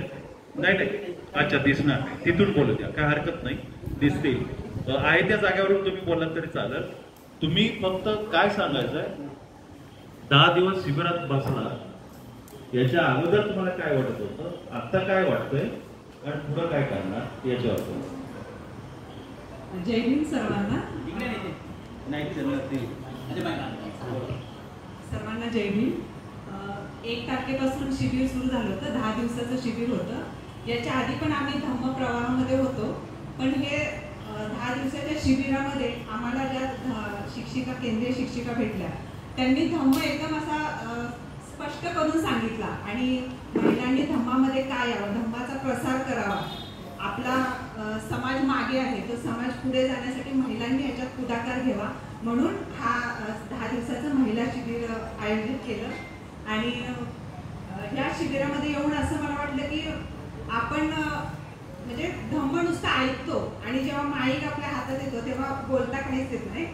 आणि तशाच माझ्या काही मैत्रिणी पण आहेत, म्हणजे आपण धम्माचं खूप ग्रहण करतो, पण जेव्हा माईक हातात येतं तेव्हा बोलायला खूपच येतं. आणि 10 दिवसाच्या शिबिरामध्ये खूप असं धम्म म्हणजे पंचशील, अष्टांग मार्ग, बुद्ध आणि धम्म त्यांचा ग्रंथाविषयी माहिती समजली. त्यानंतर डॉक्टर बाबासाहेब आंबेडकरांविषयी माहिती समजली. आणि कालच्या विषयाला आम्ही नव्हतो त्यामुळे ते अंधश्रद्धाविषयी समजले. बरोबर आहे. फक्त म्हणजे पहिलं तुम्ही कसं होता, आता काय फरक पडलेला आहे, पुढं काय करणार, म्हणजे पुढं तुम्ही या प्रवाहात राहणार. या प्रवाहामध्ये राहणार आहे. आणि आम्हाला पण थोडंसं केंद्रीय शिक्षिकेप्रमाणे थोडंसं नाही, पूर्ण डॉक्टर साहेब इथं आहेत, साहेब अर्धा डॉक्टर ना अर्धा शिक्षक, तो पूर्ण करू शकत नाही. नक्कीच बसू. धन्यवाद. जय भीम सगळ्यांना. जय भीम.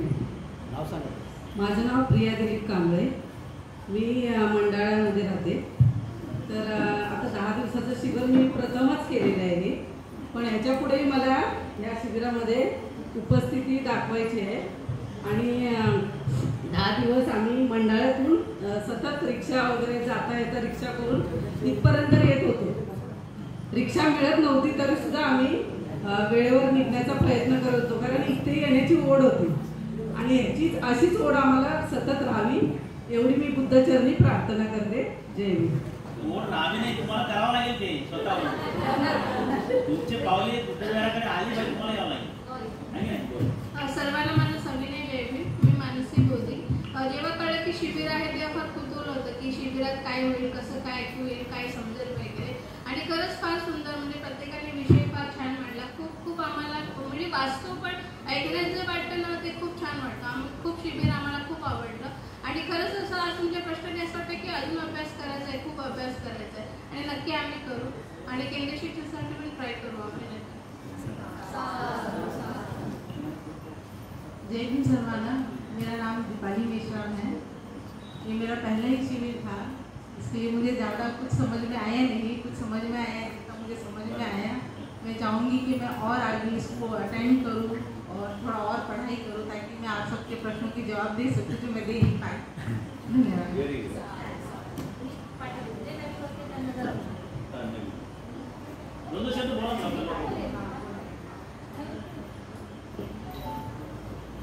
आता काय वाटलं आणि पुढे काय करणार.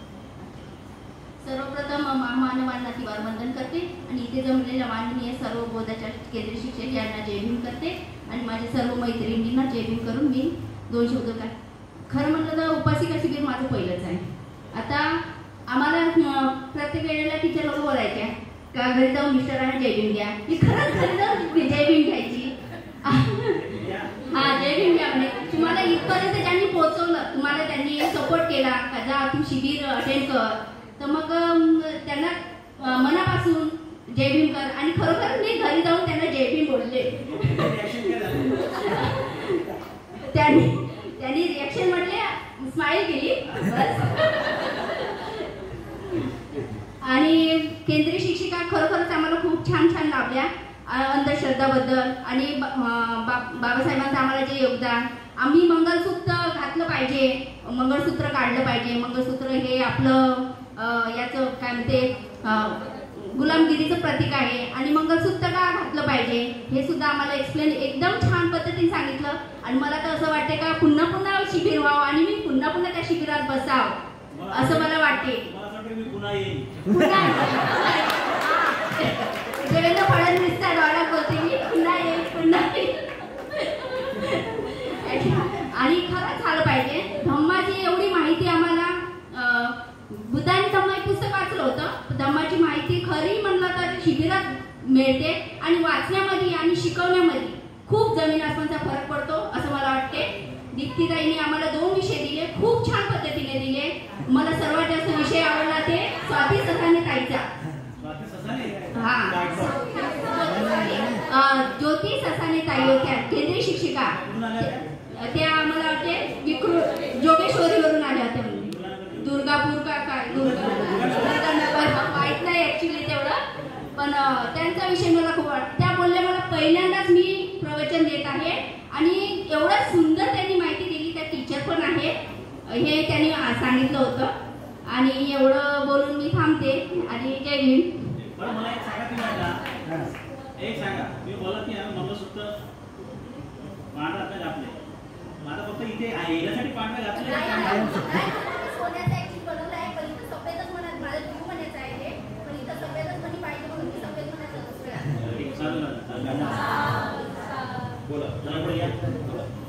महाकारुणिक तथागत गौतम बुद्ध घेतो तो श्वास आणि खातो तो घास, ज्यांच्यामुळे डॉक्टर बाबासाहेब आंबेडकरांमुळे त्यांना मी त्रिवार वंदन करते. इथे जमलेले धम्मपीठात जमलेले मान्यवर यांनाही मी जय भीम करते. आणि इथे जमलेल्या सगळ्या उपासक महिलांना मी जय भीम देते. आपण कुठलाही क्लास लावला तर आधी बिफोर आणि आफ्टर असं पिक्चर दाखवतात. जसं वेट लॉस करायला गेला बिफोर आणि आफ्टर मध्ये किती फरक असतो. आधी जाडी जुडवे नंतर बारीक होते. इथे आल्यावर तुम्ही प्रत्येकाच्या चेहऱ्यावर बघा, एक तुम्हाला वेगळं तेज दिसणार. आणि हे तेज फक्त ध्यानाच्या तेजामुळेच होतं. कोणी पार्लरमध्ये वगैरे जाऊन नाही आलेलं आहे. आम्ही ध्यान ग्रहण केलेलं आहे. त्याचं रूप तो बीज कधी लागलेलं, जेव्हा आमची एक्झाम झाली बुद्ध आणि त्याचा धम्म ते बीज तेव्हाच रोवलं गेलं. आणि त्याचा आता रोपटं होत आहे. आणि याच्यापुढे मी त्याचं वृक्ष होण्याचा नक्कीच प्रयत्न करेन. आणि माझ्या जीवनामध्ये तुम्ही काय करणार पुढे काय करणार, इथून पुढे काय करणार ते तर घेणारच आहे. पण त्याच्या आधी माझा मुलगा आधी मला त्याला घडवायचं आहे. त्याच्यानंतर वेळ आहे मी ते सगळं करणारच आहे. नाही वेळ मिळणारच आहे, वेळ काढणारच आहे. पण आधी मला असं वाटतं आपण जी सुरुवात करतो समाजाला प्रबोधन करण्याची, ती स्वतः पहिले तर कुटुंबाकडनं करायची. म्हणजे कुटुंबापासून करायला पाहिजे. जर मी आधी बाहेरचं काम करेल आणि माझी मुलं जर इकडे तिकडे तिथे वाया जातील तर त्याला काही अर्थ नाही. सर आधी मला माझ्या मुलांना घडवायचं आहे, त्याच्यानंतर मी पूर्ण वेळ माझ्या धर्मासाठी देणार. आणि सगळ्यात महत्त्वाचं मला आभार मानायचे निर्मलाजी भालेराव यांचे. कारण की त्यांनी माहिती महिला आज तुम्हाला महिलांची उपस्थिती दिसत आहे ते फक्त त्यांच्यामुळे. त्यांनी खूप आम्हाला प्रोत्साहित केले की नाही तुम्ही बसाच. म्हणजे प्रत्येकाचं तुम्ही लेजंडला आलात तर तोच वेळ ठेवला. म्हणजे आम्ही सगळे कामं वगैरे करून इथे आलेलो आहोत. तर सगळ्यात म्हणजे मला पण माझं किंतु पर्यंत ते माझा मुलगा इतक्या महिन्यानंतर घरी आला, असं वाटतं त्याला वेळ द्यावा. पण म्हटलं तो तर राहणारच आहे. पण त्याच्या धर्म कार्यासाठी मी काय करू शकते याच्यासाठी मी शिबिर केलं. आणि इतकं छान म्हणजे मी सांगते की जे ज्ञानासारखे आमच्या चेहऱ्यावर आहे सद्गुरूजी, हे म्हणजे शिबिर केल्याशिवाय मिळणारच नाही. तर हे जे ज्ञान मी ग्रहण केलेलं आहे ते तर आधी माझ्या कुटुंबासाठी करेन. आणि नंतर 2-4 वर्षी माझा मुलगा सेटल होईल. त्याच्यानंतर पूर्ण वेळ मी तुम्हाला प्रॉमिस करते की तुमच्यासाठीच देते.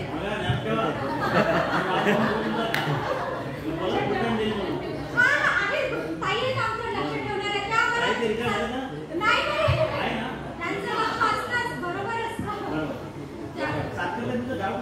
नागपूरची आहे मी, जिथे बाबासाहेबांनी बौद्ध धर्माची दीक्षा दिलेली आहे. त्या मी नागपूरची आहे.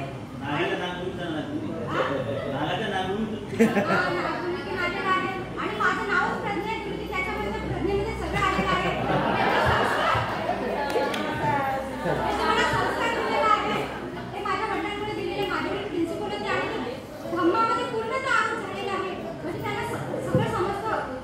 आता 75 वर्षाचे सुद्धा ते मुलांना शिकवतात आणि फ्रीमध्ये. आणि ते लहानपणापासून मला बालपण मिळालेलं आहे मला माझ्या भावंडांना. आणि त्याच्यामुळे माझं ना त्यांनी प्रज्ञा ठेवलं त्याच्यामुळे सगळं आलेलंच आहे. तर मग माझ्या नावाची मी प्रतारणा करणार. धन्यवाद. तुम्ही बोला ना, तुम्ही बोला. सगळ्यांनी बोलायचं. बरं मी काय म्हणतो, इथे प्रस्तावना कधी करू नका, फक्त आराधना वंदन सर्वांना सेवेने जय भीम करून थोडंसं बोलायचं. हे 10 दिवसाचं शिबिर माझं पहिलेच आहे तर मला खूप छान वाटलं आणि ज्ञान पण भरपूर मिळालं इथं आल्यावर. 4 आर्य सत्य, अष्टांग मार्ग, पंचशील हेही खूप चांगलं वाटलं. आणि आता मी पण केंद्रीय शिक्षक होण्याचं आहे असं ठरवलं आहे आता. आदर्शांना वंदन, सर्व उपासकांना माझा जय भीम, सर्व मान्यवरांना जय भीम. माझं पण हे पहिलंच शिबिर होतं. पहिल्या दिवशी मी नव्हती, दुसऱ्या दिवसापासून मी कंटिन्यू अटेंड केलं आहे. प्रथाला निर्मला ताईंचे खूप आभार मानायचे वाटतात कारण त्यांनीच मला ह्याला शिबिराला बसण्यासाठी प्रोत्साहन दिलं आणि टायमिंग पण आम्हाला सोयीस्कर होईल असं. कारण बहुतेक महिला या कामाला जाणाऱ्या आहेत. काम करून नंतर त्यांना यायला मिळेल असा वेळ त्यांनी निवडली, त्याच्यासाठी मी त्यांचे आभार मानते. आणि उपासिका शिबिर खरंच खूप छान आहे. भारतीय बौद्ध महासभेचं हे खूप चांगलं कार्य आहे असं मला वाटतं. कारण महिलांना शिकवणं म्हणजेच त्यांच्या पुढच्या पिढीला ते मिळत असतं ज्ञान. तर मला ते खूप आवडलं. ज्या गोष्टी मला खरंच माहिती नव्हत्या अगोदर त्या मला आता समजल्या. म्हणजे पुस्तकं वाचून ज्ञान मिळण्यापेक्षा ते समोरून जे सांगतात केंद्रीय शिक्षिका ते खूप चांगल्या प्रकारे आम्हाला समजेल अशा छान भाषेत त्या सांगतात. म्हणजे सामान्य भाषेत जास्त असं ह्याच्याने नाही सांगतात, व्यवस्थित सांगतात, आम्हाला समजेल असं. आणि खूप छान प्रकारे त्यांनी आम्हाला सगळे विषय खूप चांगले समजावून सांगितले. तर त्यांचे पण खूप आभार. पुढे मी अजून काही ठरवलं नाही कारण माझी मुलं अजून लहान आहेत. पण मी धर्मप्रवाहात नेहमी होती आहे आणि अशीच पुढे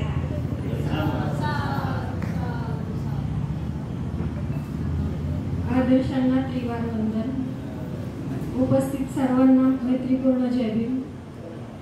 पहिल्याच दिवशी अडसूळ सरांनी सांगितलं की विहार हे धम्मरूपी अमृत सरोवर आहे. तर ते मला वाटतं इतकं आवडलं की नंतर 10 दिवस जे काही मी ऐकलं ते खरंच वाटलं की हे अमृतच आहे म्हणून. मग त्यांनी बाबासाहेबांचं चरित्र असू द्या, बुद्धांचं चरित्र असू द्या किंवा महिलांना संदेश असू द्या, महिलांसाठी केलेलं कार्य असू द्या, 10 पारमिता, पंचांग प्रणामपासून चालू केलं ते अगदी अंधश्रद्धा बुवाबाजीपर्यंत संपवलं. तर ह्या सगळ्यामध्ये खूप काही गोष्टींचा उलगडा झाला. जे काही कळालं नव्हतं ते पुन्हा एकदा कळालं किंवा जे फक्त ऐकलं होतं ते पुन्हा एकदा ऐकता आलं. आणखीन म्हणजे स्पष्टपणे काही गोष्टी कळाल्या.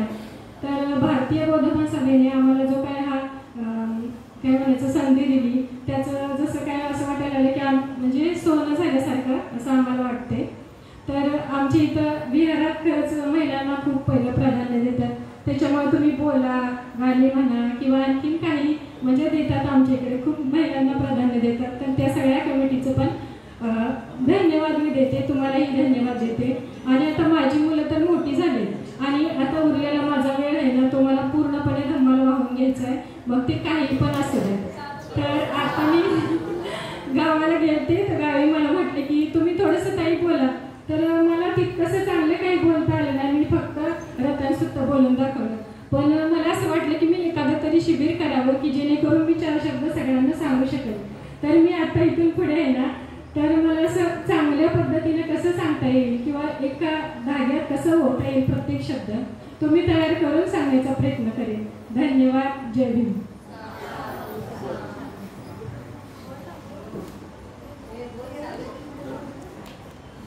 उत्तर तर पटापट दिली.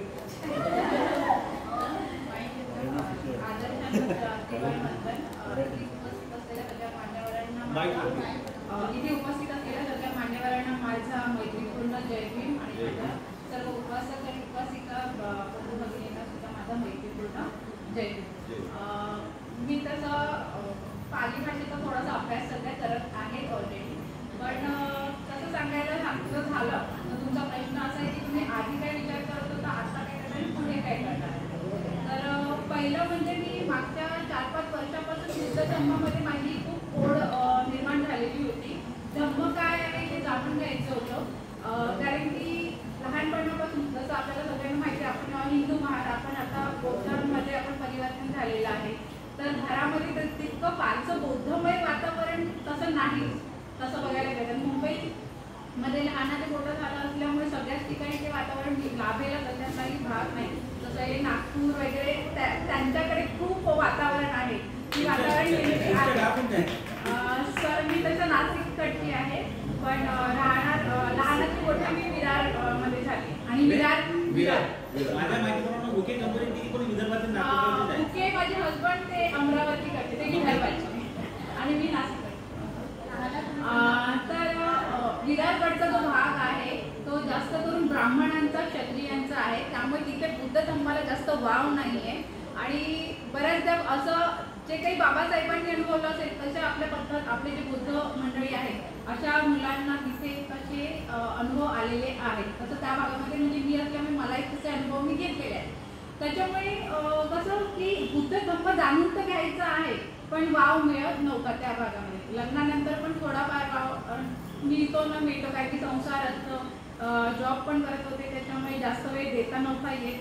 पण मग आता मागच्या 4-5 वर्षामध्ये म्हटलं की आहे आता वेळ, तर त्यावेळेला अकॅडमिक लेवलने थोडंसं बघता येईल का, पुस्तक वाचन करता येईल का, तर करायला सुरुवात केली. धम्म समजायला लागला. धम्माच्या गाथा ऐकल्यानंतर त्याच्यामध्ये जो मर्म आहे, म्हणजे कधी कधी काही कथा वाचताना अक्षरशः रडायला येतं. जसं आपण पट्टाचारा भिक्खुनी म्हणा, आम्रपालीची कथा वगैरे, ह्या सगळ्यांच्या कथा ऐकल्यानंतर की हे जीवन किती चेंज, म्हणजे किती तुम्ही मोक्षाच्या प्राप्तीपर्यंत जाऊ शकता फक्त आणि फक्त बुद्ध धम्माचं अनुसरण केलं तर.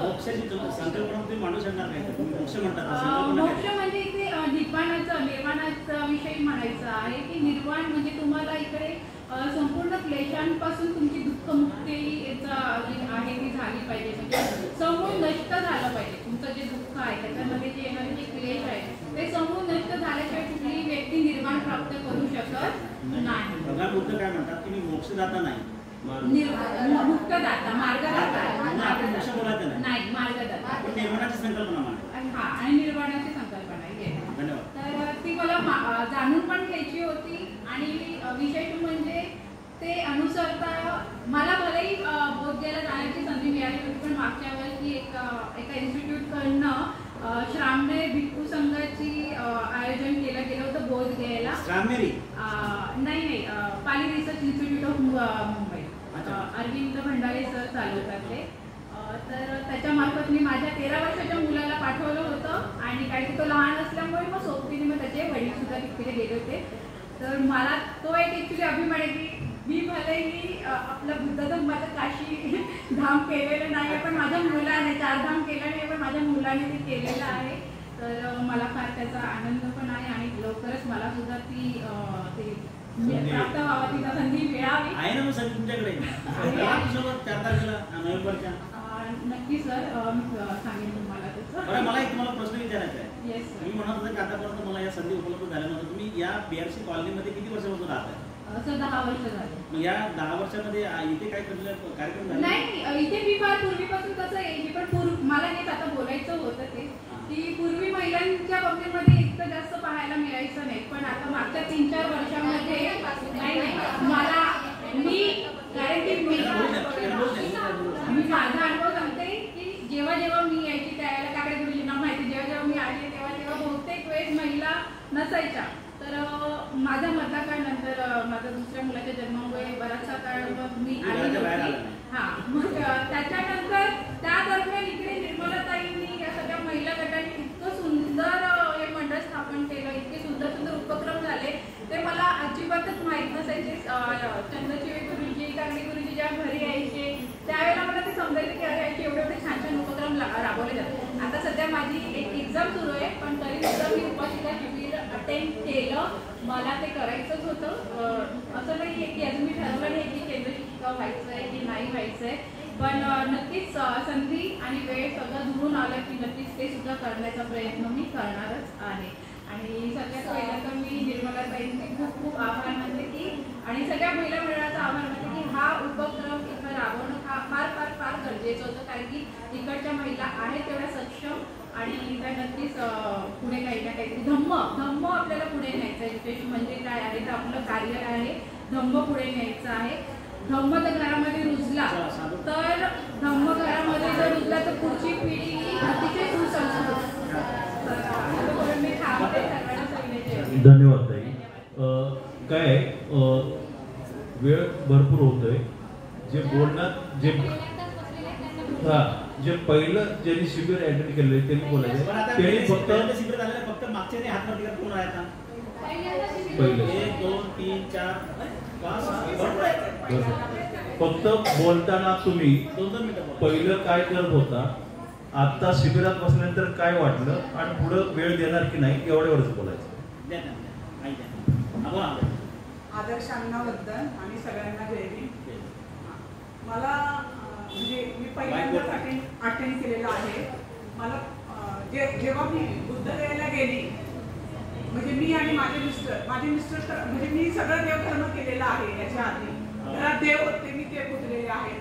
पण जेव्हा तिथे गेली आणि जेव्हा ते स्वतःच्या डोळ्याने म्हणजे आम्ही दोघांनी बघितलं तेव्हा अक्षरशः आम्ही दोघेही रडत होतो. म्हणजे रडत म्हणजे आपण बोलतो ना इमोशनल होतो का आम्ही त्या तिथे जाऊन म्हणजे भगवान बुद्धांचा तिथे जन्म झालेला आहे, तिथे त्यांना संबोधी प्राप्त झालेली आहे किंवा तिथे त्यांचं महानिर्वाण झालेलं आहे. तर आपण त्या भूमीला म्हणजे आपले पाय लागले. म्हणजे आपण तिथे स्वतः गेल्यावर तिथे तो आपल्याला धर्म कळतो. आणि सांगते ना मध्ये ज्यावेळेस आम्ही पण एका ग्रुपतर्फे गेलो होतो आणि तेव्हा असंच मनोगत व्यक्त करायला लावलं तर तेव्हा मिस्टरांना म्हणजे अक्षरशः मिस्टरांच्या डोळ्यात पाणी आलं. कारण आम्ही दोघेच गेलो होतो, मुलांना नेलं नव्हतं. मुलांना म्हणजे मुलांचं एक्झाम किंवा हे त्या शेड्यूलमुळे आम्ही नेलं नव्हतं. तर माझे मिस्टर म्हणजे बोलताना जेव्हा स्वतःचं मत मांडायला सांगितलं तेव्हा मिस्टरांनी तेच सांगितलं का मी म्हणजे मला इथे आल्यावरती माझ्यात खूप म्हणजे बोलतात ना विचारात आणि जेव्हा आपण स्वतः त्या गोष्टीचा अनुभव घेतो तेव्हा आपल्यामध्ये खूप परिवर्तन म्हणजे जवळजवळ 60 ते 70% परिवर्तन आपलं तिथेच घडतं. त्यासाठी आपल्याला कोणीही घडवण्याची म्हणजे कोणीही आपल्याला हे सांगण्याची गरज नाही. जेव्हा मी इथे आता हे शिबिराला जेव्हा बसलेली आहे तेव्हा तर माझ्यामध्ये 100% चेंज झालेला आहे. आज माझ्या घराची म्हणजे माझ्या सासूबाईंच्या घराची पूजा झाली तेव्हा मी आधी पहिल्यांदा तोच प्रश्न म्हणजे दिरांनी मला सांगितलं का आपल्या घराचा गृहप्रवेश आहे. मी म्हटलं जर बौद्ध पद्धतीने होणार असेल तरच आम्ही येऊ, नाहीतर आम्ही येणार नाही. आज तो जो गृहप्रवेश झाला तो बौद्ध पद्धतीनेच झाला. आणि म्हणजे सांगते ना ही सुरुवात जी आहे ती मी माझ्या घरात तर करते. मी आता सगळं सोडून दिलेलं म्हणजे जेव्हा मी बुद्धगयेवरून आले ना त्या दिवशी ते सगळे देव आहेत ना ते बांधून आम्ही सोडून दिले. आणि आज सांगते ना आज मी माझं जे सासरचं घर आहे तिथूनही ती सुरुवात केलेली आहे. जेव्हा आपण जातो ना म्हणजे भगवान बुद्धांनी जो आपल्याला मोक्ष आहे म्हणजे मी मार्गदाता आहे, मी मोक्षदाता नाही, हे जे आहे ना हे मला म्हणजे जेव्हा मी आता शिबिराला आले किंवा म्हणजे ते मला स्वतःहून कळालेलं आहे. कारण माझं आता 1 महिन्यापूर्वी माझ्या बहिणीचं निधन झालेलं आहे आणि तेव्हा म्हणजे मी आता ना 15 दिवस मी कंटिन्युअस रडत होते. पण या शिबिराला आली ना तेव्हा मला कळालं म्हणजे सांगितलं का म्हणजे त्यांनी जे सांगितलेलं आहे त्या ताईंनी पण म्हणजे ज्या आपण ताई येत होत्या त्या सांगत होत्या का म्हणजे फुलाचं उदाहरण देत होत्या का ते ताजं म्हणजे आधी कळी असते मग त्याचं म्हणजे फुलतं आणि नंतर ते म्हणजे सुकतं. सत्या म्हणजे हा जो बोलतात ना जीवनाचा मार्ग आहे आणि तो मला तंतोतंत म्हणजे पटलेला आहे. म्हणजे हे या शिबिरात आल्यामुळे मी खूप शांत झालेली आहे. तर शांत म्हणजे त्या येणे शांत नाही म्हणजे आपल्याला जे जीवनाचं जे आपलं सार आहे ते मला कळालेलं आहे. आणि त्याच्यामुळे सॉरी मी तुम्हाला कोणाला म्हणजे मला इमोशनल करायचं नव्हतं म्हणजे सत्य आहे ना ते मला म्हणजे बोलतात ना मला पटलेलं आहे, माझ्या मनाला पटलेलं आहे.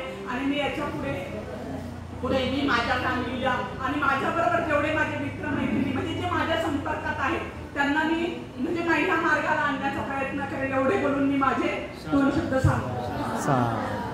ताई जगात बुद्धाने जग अनित्य म्हणून सांगितलेलं आहे आणि दुःखाची कारण सुद्धा बोलून सांगितलं जाती जरा म्हणा मी ना खूप दुःखात होते आणि जेव्हा मी इथं आले ना तर ते माझ्यामध्ये खूप म्हणजे मी अक्षरशः वंदनासून जरी असेल ना तरी माझ्या डोळ्यातून अश्रू यायचे. तुम्हाला समज जीवनाचं सार तुम्हाला कळलेलं आहे. धन्यवाद. आदर्श अण्णावंदन तिथे असलेल्या सर्व बोधाचार्यांना उपासकांना सविनय जय भीम. मी पहिल्यांदाच शिबिराला बसले म्हणजे शिबिर काय असतं हेच माहिती मुळात म्हणजे तिथे काय शिकवलं जातं. मग ताईंनी मला खूपच फोर्स केला की नाही बस बघ काय असतं ते, पहिल्यांदा अनुभव घे, नंतर तुला आवड निर्माण होईल. आणि तेच झालं. मी पहिल्यांदा शिबिराला बसले. त्रिशरण पंचशील तर हेच आपल्याला येतच, पण माझा ध्यास होता की आपल्याला सर्व प्रार्थना म्हणजे सूत्रपटाचं पूर्णतः आलं पाहिजे, न चुकता आलं पाहिजे.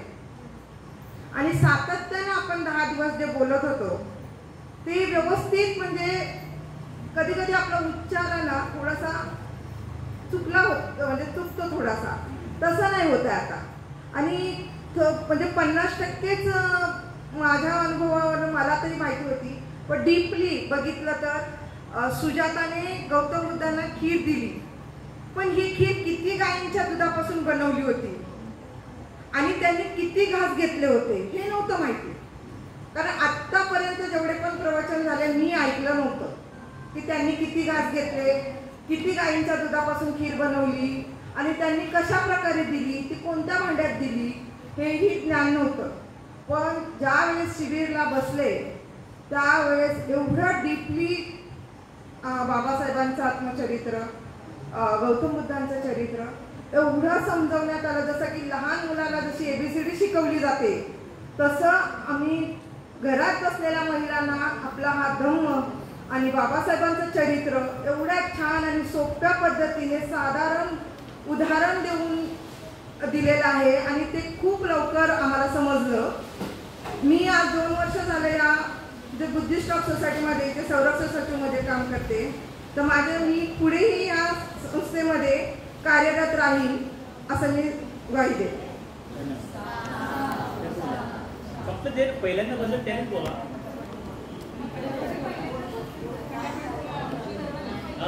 तथागत गौतम बुद्ध आणि इथे उपस्थित असलेले सर्वांना माझा जय भीम. मी पहिल्यांदा माधुरीताई जाधव यांना साधू म्हणते, कारण मला एवढं माहिती नव्हतं. इकडे आम्ही आता 1-1.5 वर्ष झालं आलेलो आहे, पण मला शिबिरासाठी मला जास्त करून माधुरीताईंनी हे केलं आणि त्यामुळे मी इथे आले. आणि हे 10 दिवसाचे शिबिरामुळे मला भरपूर ज्ञान मिळालं.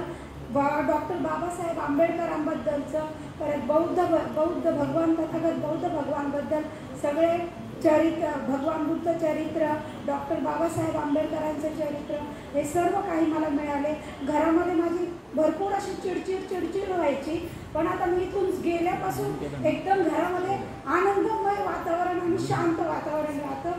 त्यामुळे मी इथून पुढे कायमस्वरूपी मरेपर्यंत बौद्ध भगवान यांना कधीच हे करणार नाही, शेवटपर्यंत त्यांच्या शरणी राहणार. जय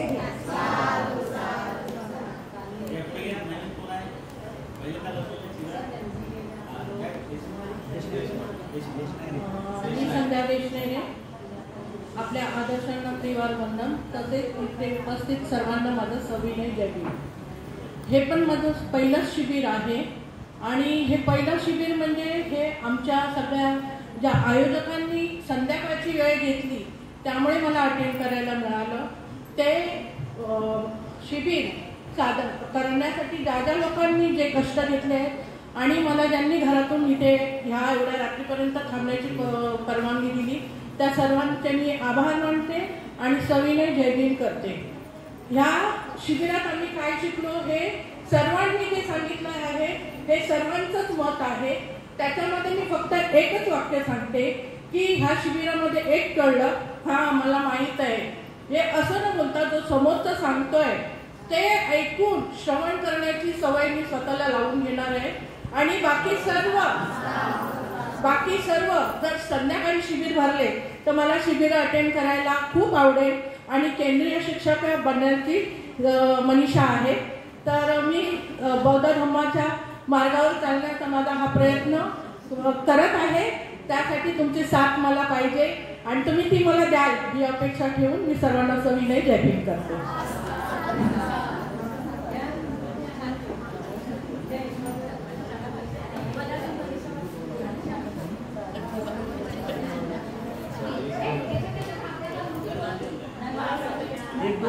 फक्त 1-2 लोकांनी उशीर भरपूर झाला. वेळ झाला.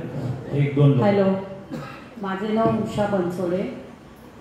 आता इथे जेवढ्याही महिलांनी सांगितलं थोडंफार माझे मनोगत तेच होतं. सगळ्यांनी सांगून झालेलं आहे, एक्स्ट्रा काही नाही. ही पहिलीच माझी शिबिर होती. ज्यावेळी निर्मला ताईंनी टाकलं आमच्या घेवरच्या ह्याच्यावरती शिबिर आहे 10 दिवसाचं, मी लगेच नाव दिलं. कारण मी इथे येऊन 15 वर्ष झालीत मला, आणि आधीपासून महिलांचा खूप जोरदार कार्यक्रम होतो. आम्ही तिघी मातांची जयंती उत्साहात साजरी करतो. बचत गटामार्फत आम्ही एकत्र येत होतो. हशी खेळीमेळीचं आमचं वातावरण होतं एकत्र. पण शिबिराला बसण्याची ही पहिली वेळ होती आणि मला जायचं होतं.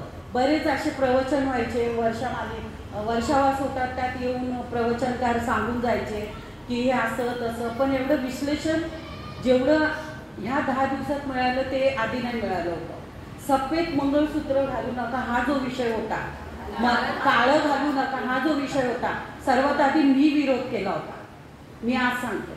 पण ज्यावेळी त्या ज्योतिताई आल्या होत्या आणि त्यांनी आम्हाला सांगितलं की सफेद मंगळसूत्र तुम्ही का घालावं, तर आज मी इथं सांगू इच्छिते, 2 महिन्यांनी माझ्या घरात एक लग्न आहे. मी ते लगेच कॅन्सल करवलं, काळं मंगळसूत्र आणि सफेद करायला लावलं. आणि इव्हन बांगड्यांचा प्रोग्राम जो सोनाऱ्याला ऑर्डर दिलं, कासाऱ्याला ऑर्डर दिलं, ती कॅन्सल करायला लागले. मुलीला हिरवा चुडा भरला जाणार नाही, सफेदच बांगडी भरला जाणार, सफेदच वस्त्र लग्नाच्या वेळी सगळे आम्ही परिधान करू. मुले भले नाही करणार पण मोठ्यांनी सगळ्यांनी करायचं. लग्नानंतर रिसेप्शनला मुलगी काही घालू द्या म्हटलं, पण लग्नाच्या वेळी ही विधी झालीच पाहिजे असं मी स्ट्रिक्टली त्यांना सांगितलं. नाही तर अन्यथा तुम्ही विचार करा. एवढं तरी माझ्यात परिवर्तन आहे. स्ट्रेट फॉरवर्ड मी बोलले आणि त्यांनी ते मान्य पण केलं. म्हणजे असं नाही की सगळेच आता बुद्ध जरी मानतात आणि जरी थोडंफार ते घरच्या बायका विरोध करतात म्हणून ते नाही असं केलंच पाहिजे तसं म्हणून ते करतात. पुरुष मंडळी शेवटी माघार घेतो आणि ते करतात. पण मग आता पुरुषांनीच पुढाकार घेतला आणि ते सफेद मंगळसूत्र पण झालं, सफेद चुडा पण झाला, सगळं काय झालं. म्हणजे ॲटलिस्ट इथं आल्यावर मला एवढं तरी. आणि ज्या दिवशी ज्योतिताई सांगत होत्या ते कोणी बघितलं असेल नसेल, मी माझ्या गळ्यातलं काळं काढून लगेच बॅगेत टाकलं.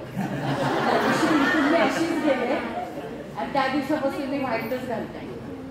तर एवढा तरी माझ्यात परिवर्तन झालं आहे. धन्यवाद. आदर्शांना वंदन आणि आपण सगळे बसला. सर्वांना माझा सफेद जय. मी माझा एक छोटासा प्रयत्न केला. माझं दुसरं शिबिर आहे. छोटासा प्रयत्न केला. मला 10 दिवसामध्ये काय समजले आणि आपण काय घेतले मी मात्र लिहून आणलं. ते मी माझं वाचन करून दाखवते. थोडा वेळ द्या मला, 2 मिनिटात होईल.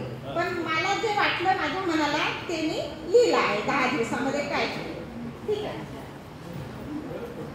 थोडक्यात बोलायचे म्हणजे आम्हा महिलांना भारतीय बौद्ध महासभेने आम्हा महिलांना असा प्रश्न केला की तुम्ही 10 दिवस काय शिकला आणि तुम्हाला काय प्रेरणा मिळाली, तुम्ही 10 दिवसात काय अनुभवले. भगवान बुद्धांनी 45 वर्ष पायी प्रवास करून ज्ञान संपादन केले, तेही निसर्गाच्या सानिध्यामध्ये, आणि आपल्याला दुःखमुक्तीचा मार्ग सांगितला. आपल्या आजूबाजूला जेवढे देव आहेत त्यांच्यासाठी म्हणे स्वर्गातून पुष्पक विमान यायचे. तसे बघितले तर विमान गाडी हे आताच्या युगातले म्हणजे विज्ञान युगातले. आपण विचार केला तर निसर्गामध्ये एक अशी व्यक्ती बसेल असे एवढे मोठे फुलच नाही. फूल केवढे आणि व्यक्ती केवढी म्हणजेच देव. हे असे कसे शक्य आहे, किती थोतांड आहे. भगवान बुद्धासाठी का एखादे पुष्पक विमान आले नाही, ते तर सर्व मानव जातीच्या कल्याणासाठी आपले घरदार आई वडील पत्नी मुलगा सोडून मानवाच्या दुःखाचे कारण शोधण्यास निघाले होते. त्यांच्या वडिलांनी तर त्यांच्यासाठी 3 महल बांधले होते. तेवढ्याही सुखाचा त्यांनी त्याग केला आणि मानव कल्याणाचा मार्ग शोधला. त्यांना 6 वर्ष तपश्चर्या करावी लागली. त्यातून त्यांनी दुःखमुक्तीचा मार्ग शोधला, दुःखाचे कारण शोधले. मला आवर्जून सांगावे वाटते 8व्या दिवसाचे प्रवचन ज्योतिताई ससानेने जो विषय आम्हाला दिला, डॉक्टर बाबासाहेबांनी आंबेडकरांना दिलेला मुलाचा संदेश, हा विषय त्यांनी खूपच छान समजावून सांगितला. अगदी छोट्या छोट्या गोष्टी छान समजावून सांगितल्या. तेही उदाहरण देऊन सर्वांना पटेल असे त्या बोलल्या. तसे पाहिले तर सर्वच प्रवचनकार चांगले विचार देऊन गेले. पेशवे काळ कसा होता, सती प्रथा कशी होती, पडदे कशासाठी लावले जायचे, महिलांना त्या काळी कोणतेही स्वातंत्र्य नव्हते. चूल आणि मूल, उठा रांबा आणि उष्टी काढा हीच महिलांची अवस्था होती. पण आपल्याला संविधानातून काही अधिकार मिळाले नाही. पण आपल्याला संविधानातून जे काही अधिकार मिळाले आहेत ते फक्त आणि फक्त डॉक्टर बाबासाहेब आंबेडकरांच्या परिश्रमामुळे आणि रमाईच्या त्यागामुळे जे काही मिळाले आहे ते मोलाचे आणि तोलाचे आहे. ते आपण स्वीकारता विसरता कामा नये. आपली प्रत्येकाची नैतिक जबाबदारी आहे. त्यांच्यातून मला एक बोलावसे वाटते की सर्व प्रवचनकार येतात, भाषण देऊन जातात, प्रवचन देतात, आपण ऐकतो, 10 दिवस ऐकले, खूप काही चांगली माहिती दिली मिळाली, पण आपण त्यांच्यामधले घेतले किती, आत्मसात किती केले याला महत्त्व आहे. आपल्याला भगवान बुद्धांनी सांगितले आहे की मी मार्गदाता आहे, मोक्षदाता नाही. त्या मार्गाने तुम्हाला जायचे आहे. स्वयंप्रकाशित व्हा हा संदेश दिला. प्रवचन ऐकले, भाषण ऐकले, 10 दिवसाच्या शिबिरात बसले, तर मग ते गुण, ते विचार किती घेतले पाहिजे याचा फायदा प्रवचन ऐकले, भाषण ऐकले, 10 दिवसाच्या शिबिरात बसले, तर मग ते गुण, ते विचार घेतले पाहिजे, तर त्याचा फायदा होईल. नाहीतर मग ये रे माझ्या मागल्या. भगवान बुद्धांनी, बाबासाहेबांनी, ज्योतिबा फुलेंनी, सावित्री फुलेंनी, महान विचारवंतांनी आपल्याला ज्ञानाचा महासागर दिलेला आहे. त्या सागरात आपल्याला पोहोचायचे आहे. आपण त्याच मार्गाने जायचे आहे. त्यांचे जे विचार आहेत ते आपल्यामध्ये रुजवायचे आहेत आणि ते प्रत्येक व्यक्तीला करायचे आहेत. त्या विचारातून समृद्ध भारत घडेल. मग डॉक्टर बाबासाहेबांचे जे स्वप्न होते ते मी सारा भारत बौद्धमय करेन, हे स्वप्न पुरे होईल. एवढे बोलून माझे 2 शब्द संपविते. चूक क्षमा असावी. जय भीम, नमो बुद्धाय. अजून कोणाला घ्यायचं का?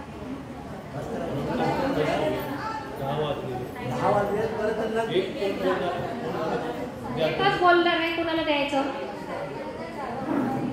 जे पहिल्यांदा बसलेले आहेत शिबिराला.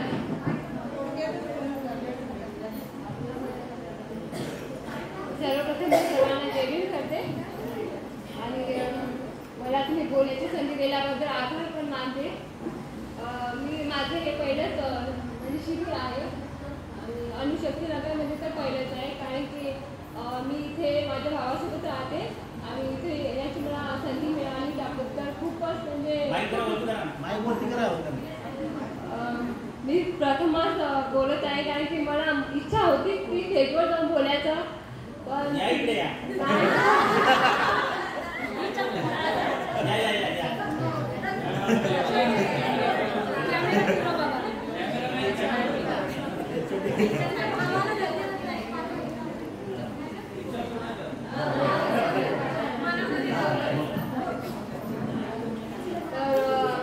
माझ्या भावाने मला इथे येण्याची संधी दिली, त्याबद्दल मी त्याची खूप आभार मानते. इथे आल्यानंतर माझ्या म्हणजे मी जे अगोदर वाचलेलं होतं त्यात एवढं म्हणजे ते वाचलेलं जेवढं समजलं नाही ते इथं त्यांच्या प्रबोधनातून मला समजलं. पूर्ण कन्सेप्ट माझ्या क्लिअर झाल्या. आणि मी तुम्हाला सांगू इच्छिते की जसे तुम्ही महिलांना शिबिर करतात, महिलांची उपासिकांची शिबिर करतायत, तसेच तुम्ही विद्यार्थ्यांचे सुद्धा शिबिर करायला पाहिजे.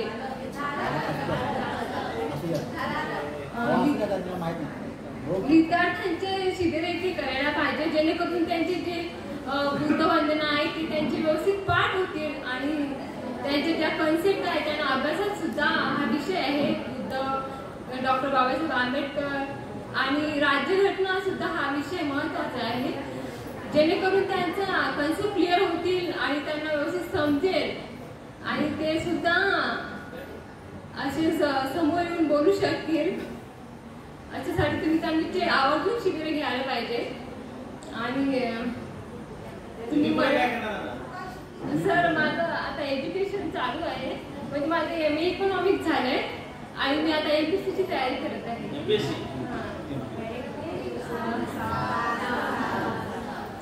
सर मी एक पेपर दिला आहे MPSCचा आणि आता त्याच्यात काही म्हणजे जास्त प्रोग्रेस काही दिसत नाही, त्याच्यामुळे परत मी STIचा पेपर द्यायचा विचार चालू आहे मला.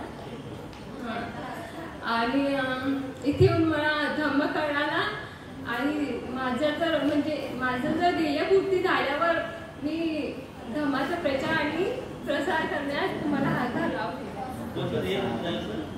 माझं शिक्षण थँक्यू सगळ्यांना इथे मला येण्याची संधी दिल्याबद्दल. जय भीम.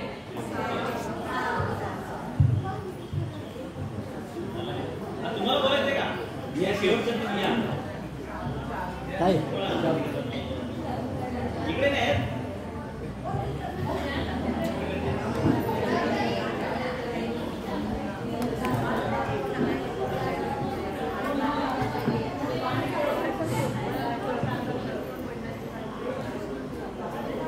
आदर्शांना त्रिवावंदन.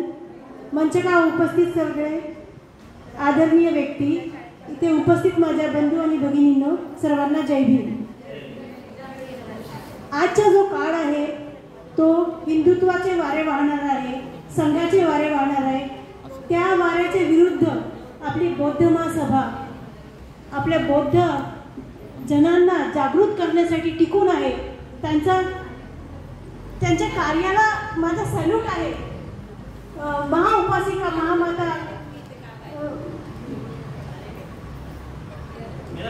मीराताई आंबेडकर, महामाता मीराताई आंबेडकर यांच्या कार्याला माझा खरोखरच पंचांग प्रणाम आहे.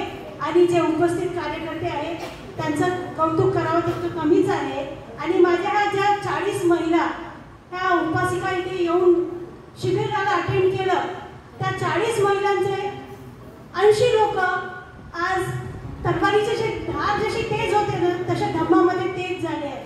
आता हे 80 लोक अधिक 80 लोकांना धम्माबद्दल माहिती देऊन आणखी प्रवृत्त करतील आणि आपला धम्म असाच सागराप्रमाणे पुढे वाहत जाईल.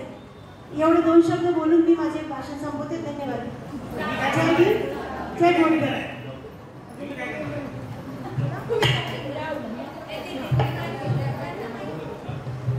काय म्हणालात? मी सोशल वर्क करतेच आहे सर आणि करत राहणार.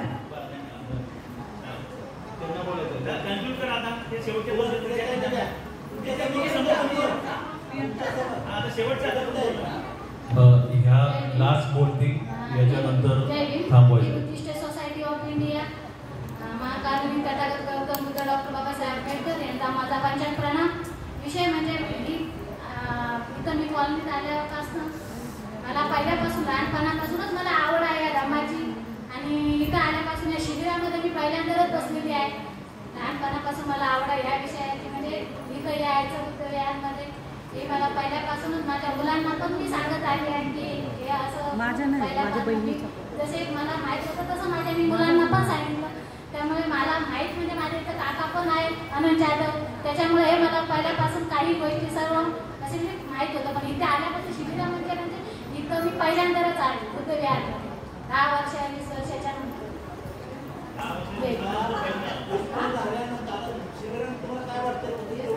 इथं आल्यावर मला एवढ्या माणसांमध्ये खूप मला बरं वाटलं. असं वाटलं की पुढे पण असंच चालू राहावं, रोज यायचं, रोज या असं वाटलं.